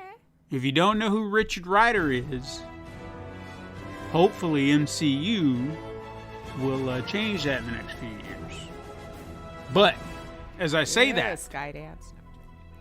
why not? But considering they've used, or they kind of mentioned him a lot in this game, I don't know if like Eidos maybe have to do a spin-off game or something. In saying all that, he's far from the deepest cut I saw. And that's saying something. Okay? All right. Now, the story itself does allow you some choices in narrative direction. Sometimes, as a conversation is taking place between two of the characters, you may be given an option to throw in your 2 cents on the discussion. Most of these choices do not have any major effect on the overall story, but occasionally certain choices will be followed with that telltale-esque reflection of how characters feel about a said choice. Oh, like so it tells you someone will remember or whatever. Yeah, or they appreciate this, or maybe they didn't think that was such a good idea. I can't say whether or not those changes are making a huge difference in the story, and it actually might warrant a second playthrough to find that out. You know, to see if these little things that they tell you they're going to remember actually do in fact reflect the story going forward. Yeah. One choice I have heard does make a difference comes in Chapter 3 when you actually choose whether or not to sell Rocket or Groot to Lady Hellbender. It's kind of a ruse part of the story. Okay. So you have this option. They'll say, well, Rocket could do it because he's vicious. And it's like, well, but Groot, it looks more like a monster, so who are we going to choose? And it's up to you to choose. And I chose Groot, but Todd, we were talking about it, he chose Rocket. Oh, and interesting. According to the way we described our scenarios, 2 completely different things happened. Now, we both wound up in the same place by the end, but we went 2 completely different routes. So now it kind of makes me want to go and choose Rocket and see how that plays out, just out of curiosity. So I guess certain things, while the outcome will eventually be the same, like most of these games where you have decisions. Say, most of these are driven to a one major plot point. It's the journey that differs a lot. Yeah, which, you know, I appreciate. If you're going to do that, you're going to give me the option, make something different. Don't just be like, oh, well, I said this time. Make me want to see what the other choice would have done differently. Yeah. Exactly. Now, the game, like most nowadays, has numerous collectibles that you can find in most chapters. Luckily, it isn't like an insane amount of collectibles. You know how it's like every corner you turn, you got every little crevice you got to find. Cards. Yeah, it's like, oh, goddamn. But here, you're probably looking at about 2 or 3 per chapter. Ballpark, Oh, okay. Which, I mean, is not bad. The collectibles consist of new outfits for each character, featuring looks that are straight from the MCU, to deeper cut designs straight from the comics. Additional items you can find unlock conversations with your crew that allow you to get to know their backstory a bit more, which I kind of thought was kind of nice. Yeah. And while the MCU has kept some of their lore intact, the comic characters don't be jarred by certain changes as they are comic book canon. One specific detail that may throw people off is who Peter Quill's father is. You know, in the movie, having to be some living planet celestial. He was not Ego the living planet. I was not fond of that change. Okay? He is a Spartoi from the planet Spartax. That clears it up. And he's a king named J-Sun. Oh, no. J-Sun. J, Sun. That is him. King J-Sun. Like code. Well, it also explains Peter's middle name, Jason. Peter Jason Quill. His father is Jason. Jason! Jason! Anyway, the voice acting in the game is pretty solid all around. Looking at the cast, there are a few veteran actors, but I hate to say this, they're not known to me. But they have like a long, so they're credit living the list. good life. Yeah, they're doing a lot of Really? stuff. But Do what you enjoy and not get harassed all the time? Perfect. but even saying that, I think that's a very smart choice because I'm not having to hear all these. I was like, oh, that's Nolan North, Sometimes and that's unknowns are the this guy. I hate to say that. Unknowns Yeah. are the way to go. The dynamics, I feel like, are better for it. You know, Troy Baker doesn't need to be in every damn thing, like he always is. I mean, looking at Star-Lord, you would have automatically said, well, shit, that could be Troy Baker because, you know, he's got his hairstyle and everything. You know, I wouldn't have been surprised. Like he was mocap for it? Yeah. It wouldn't have been surprising if his voice would have come out of his face. It wouldn't have been. I would also assume that the set actors kind of did the motion capture as well, just the same. Okay. So I feel like that shines as well. Like the acting is all there, so you kind of get that. Graphically, the game is gorgeous. I'm sure you've seen the video.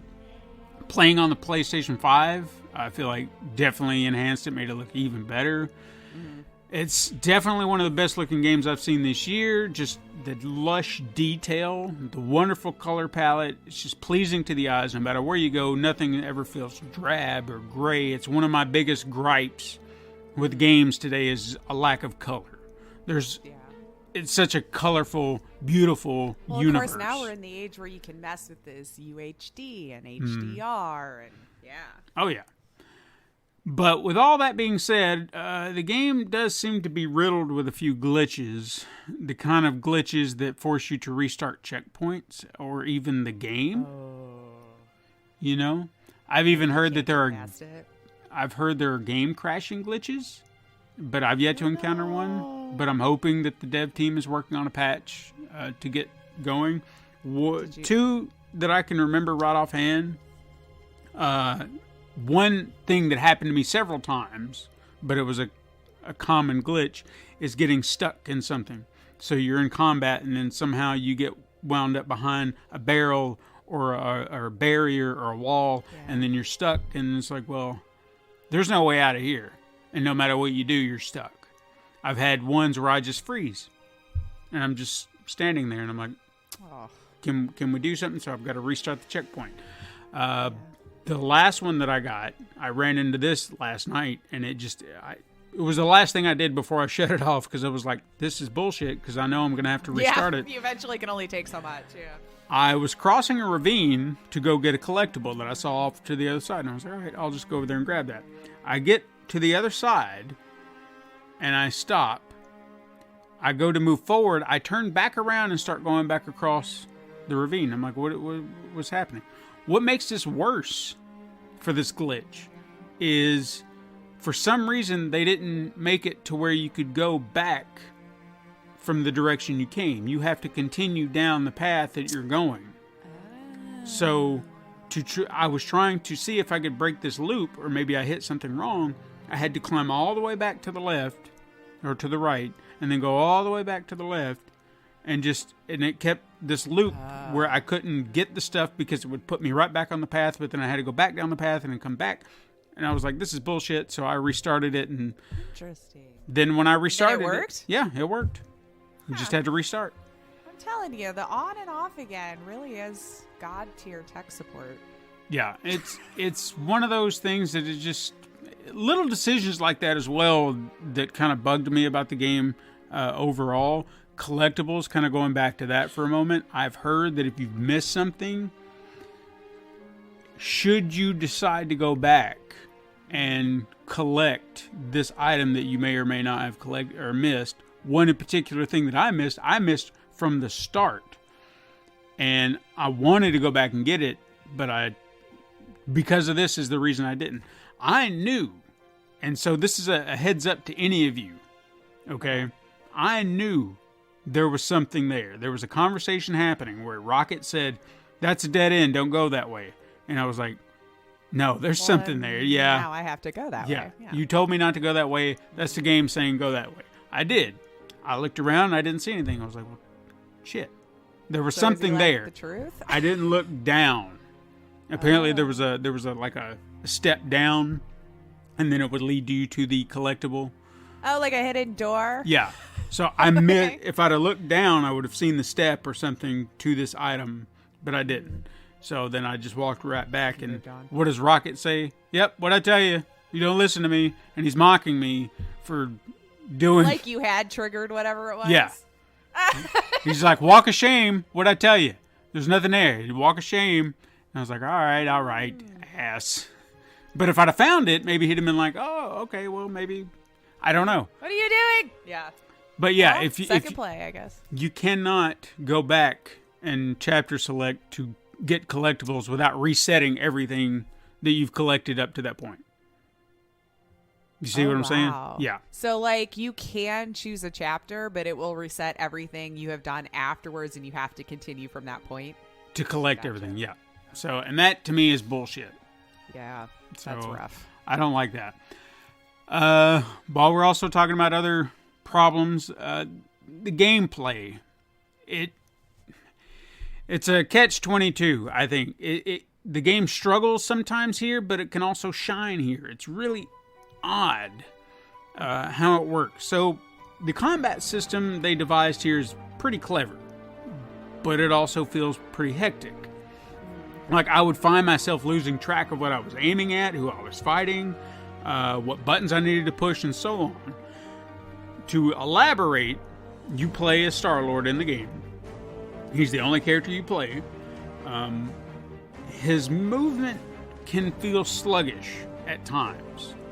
Normally, you know how they kind of do that? Well, I'm going to make you walk a certain way, where it's like realistic. Going through mud. And then you're just like, will you just move along, please? And then Like they got weight all of a sudden. Yeah, but then other times he feels like he's a little bit more fluid, like he's getting into it. Action sequences, luckily, Are you encumbered, Steven? No, I mean, I thought I was. It felt like it. But it seemed like they kind of amped him up when action started, which I appreciate. But at the same time, why can't we just kind of be this amped up all the time? It also kind of feels like there should have been a run feature at some point. But, I mean, there is kind of a dash feature, but I don't feel like it's the same thing. Run? No. Like, you hit a dash button, it's like, psh, psh. Okay. You use your little space boots and you kind of shoot ahead, but I mean, I don't ever think about it. I'm never using it, or at least not in regular movement. movement. A feature you haven't really needed. In combat, yes. But beyond that, it's just, I don't really get the point of it. Anyway, doesn't matter. When you have a weapon, your basic weapon or your elemental guns, they have a lock-on feature, but not an aim feature, if you kind of follow me here. So it'll snap you towards the direction, but you still have to aim. Well, I mean, once you're locked in, you can do that, but if you wanted, like if you saw something off in a distance and you wanted to shoot at it, there's not an aim function to do that. You just have to kind of start shooting in that direction and aim after the fact. Make sure your reticles are hitting what you're shooting at prior. Like, you cannot aim first. Oh, like just leading the bullet? Yeah. Yeah, okay. Something like that. It's not a big deal, but it just feels like it's a little bass-ackwards, you know what I'm saying? Okay, sure, yeah. Like, it's a crucial feature that somehow got left out, but again, it's something that took a moment to get used to, because even when you felt off. Yeah, because you kind of felt like you needed to hold L2 to aim and then R2 to fire, but sometimes L2 doesn't work, and that's when you're expecting your guns to come up. So you're sitting there hitting that, and it's like, oh, weird. Okay, yeah. So unless you have something to lock onto, you're not going to pull out your gun. So you have to just go straight to R2, and then he'll just whip him out and start shooting wherever you happen to be facing. You see what I'm saying? Yeah. So there's no particular aim feature up front. Okay. Weird. That is That's weird. all I'm saying. Okay. Something that feels like it's kind of second nature in games nowadays, especially with guns. You can use A reticule or something. you have melee attacks you could use, which actually kind of works out if you're up close and personal with somebody. Sometimes they can block your hit, but then you kind of give a button press, very specific button presses where they kind of do that little circle that shrinks, and then you've got to hit it at a certain moment. So you've got to be very particular about that. The chaos of the fights could usually keep me in the back because I'm just like, nah. But then if I have to get in there and melee, it comes in handy. I'm glad that I have that option should someone be sneaking up on me, and we're right here. Yeah. All this said, over time, I felt like I was becoming accustomed to the fight, and I learned how to navigate it. So it's almost like that. I feel like they're throwing so much at you at first that you feel overwhelmed, but eventually you adapt to this chaos, almost in a way of practice makes perfect. But, as perfect as you can be in chaos. So it takes some time, and I feel like they should have found a way to ease you into it a little bit more. But maybe there really wasn't a great opportunity to do that. You know what I'm saying? Yeah. I don't know. It Can't really figure out something's off. Yeah, it felt like I wasn't going to get it, and then suddenly I got it. Okay. Like I had the flow of combat going in my direction. Sure. Now, while I'm talking about this, the other Guardians do come into play, but they're more like assists. They can actually do things for you out on the field. Groot can make you a bridge, or maybe Rocket needs to unlock a panel for you. Drax will break something, Gamora will cut something, or help you climb to something higher. In combat, you can actually direct them to attack certain enemies. They'll have their own subset of moves that you can kind of unlock through ability points as you fight. In the heat of battle, it can feel hard to focus on what you want them to do, so you kind of get it, second nature's like, well, hit this button, hit left, and then hit that button. Hit that button, hit right, and hit that button. Just to kind of keep the flow going, and they're attacking, and they're doing something. But I know that you can be a little bit more strategic about it because each of their moves have a purpose. Like Groot can tie down characters. Gamora hit one or hit several. Rocket's got bombs he can chuck. Like I said, it feels like it's a little difficult to focus in the combat, but if you can find the opportunity to just focus just a little bit and kind of, because it does slow down combat. It's not hectic all the time, but you just kind of get caught up in that chaos that you're just like, screw it.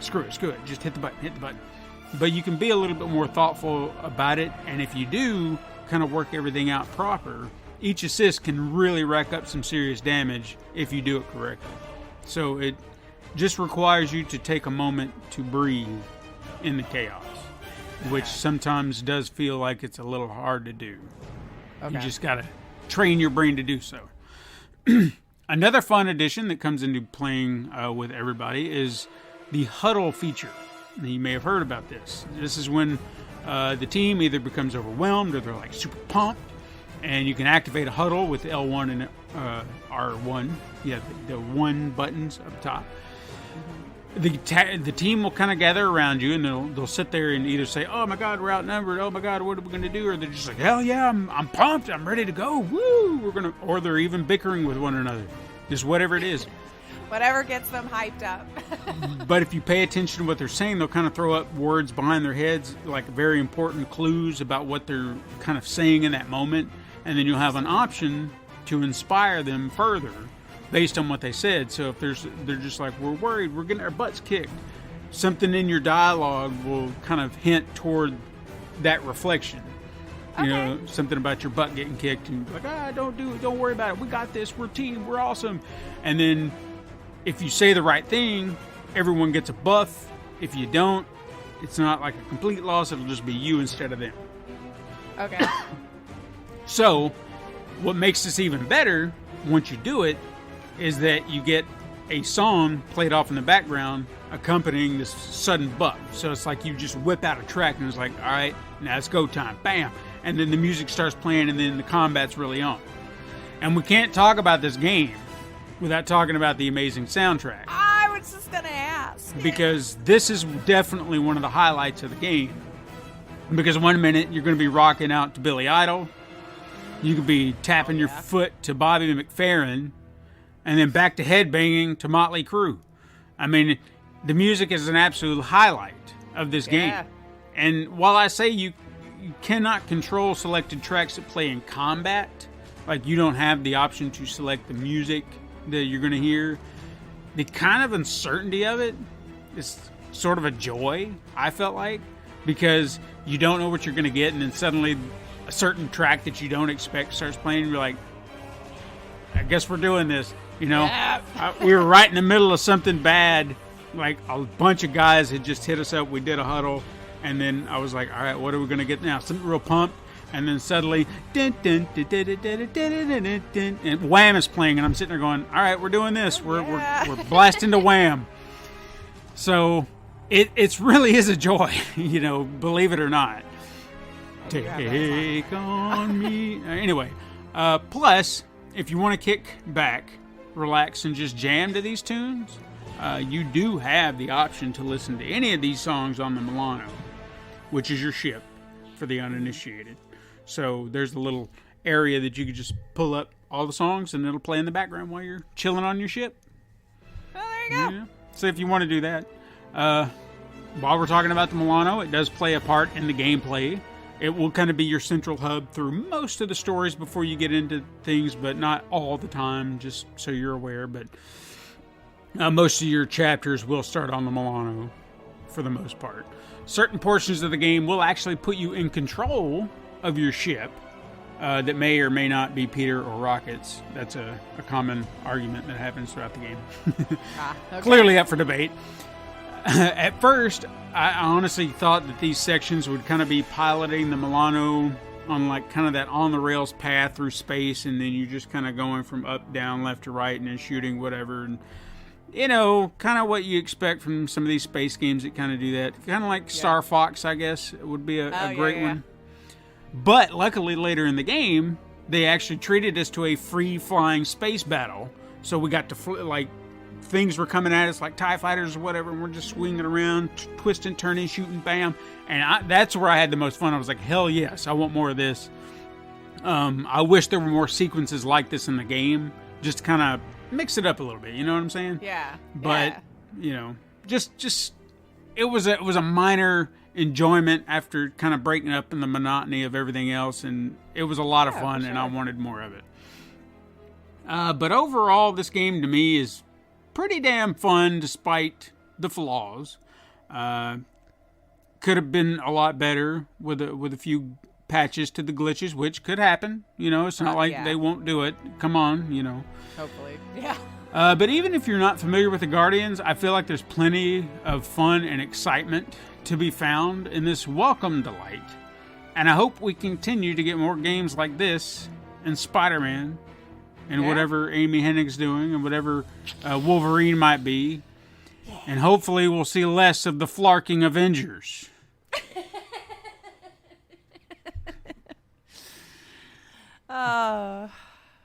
There you go. Great. Worth the price? Yeah. Worth the price? Yeah.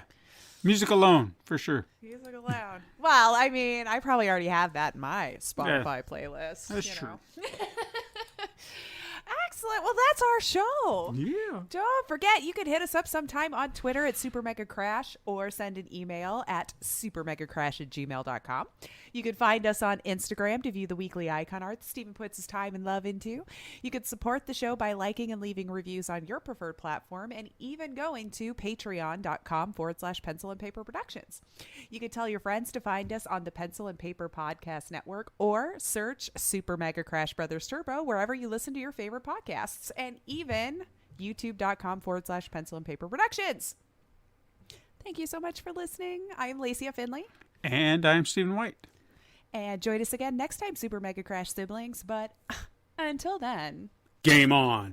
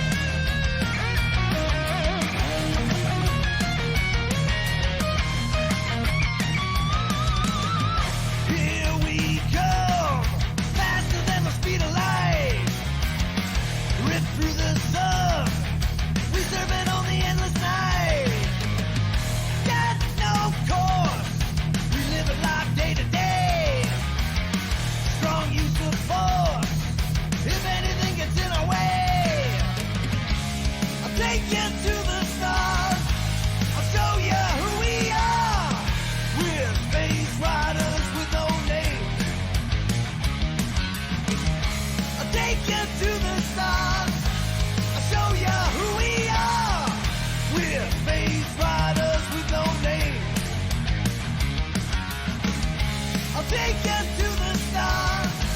I'll show you just who we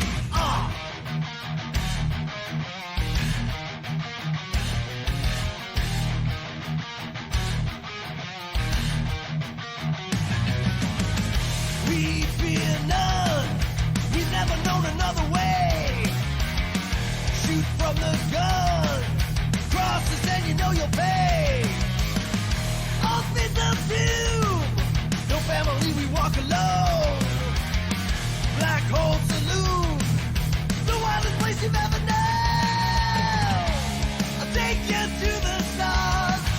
I'll show you who we are. We're space riders with no name. I'll take you to the stars. I'll show you who we are. We're space riders with no name. I'll take you to the stars. I'll show you who we are. Whoa, whoa, whoa. We fight to be free. Yeah. Whoa, whoa, whoa. Stand for what we believe. Yeah.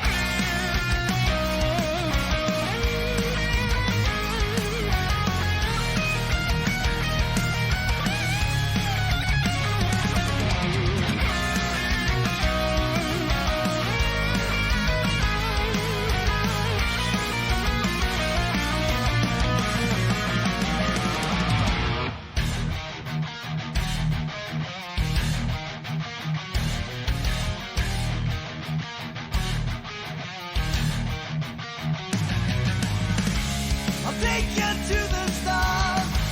I'll show you who we are. We're space riders with no name.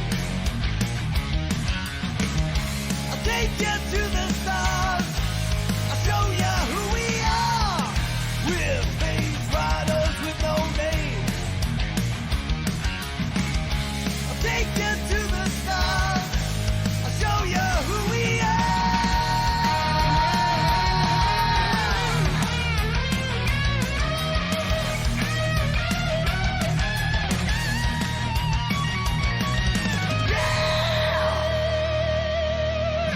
This has been a Pencil and Paper Podcast Network production.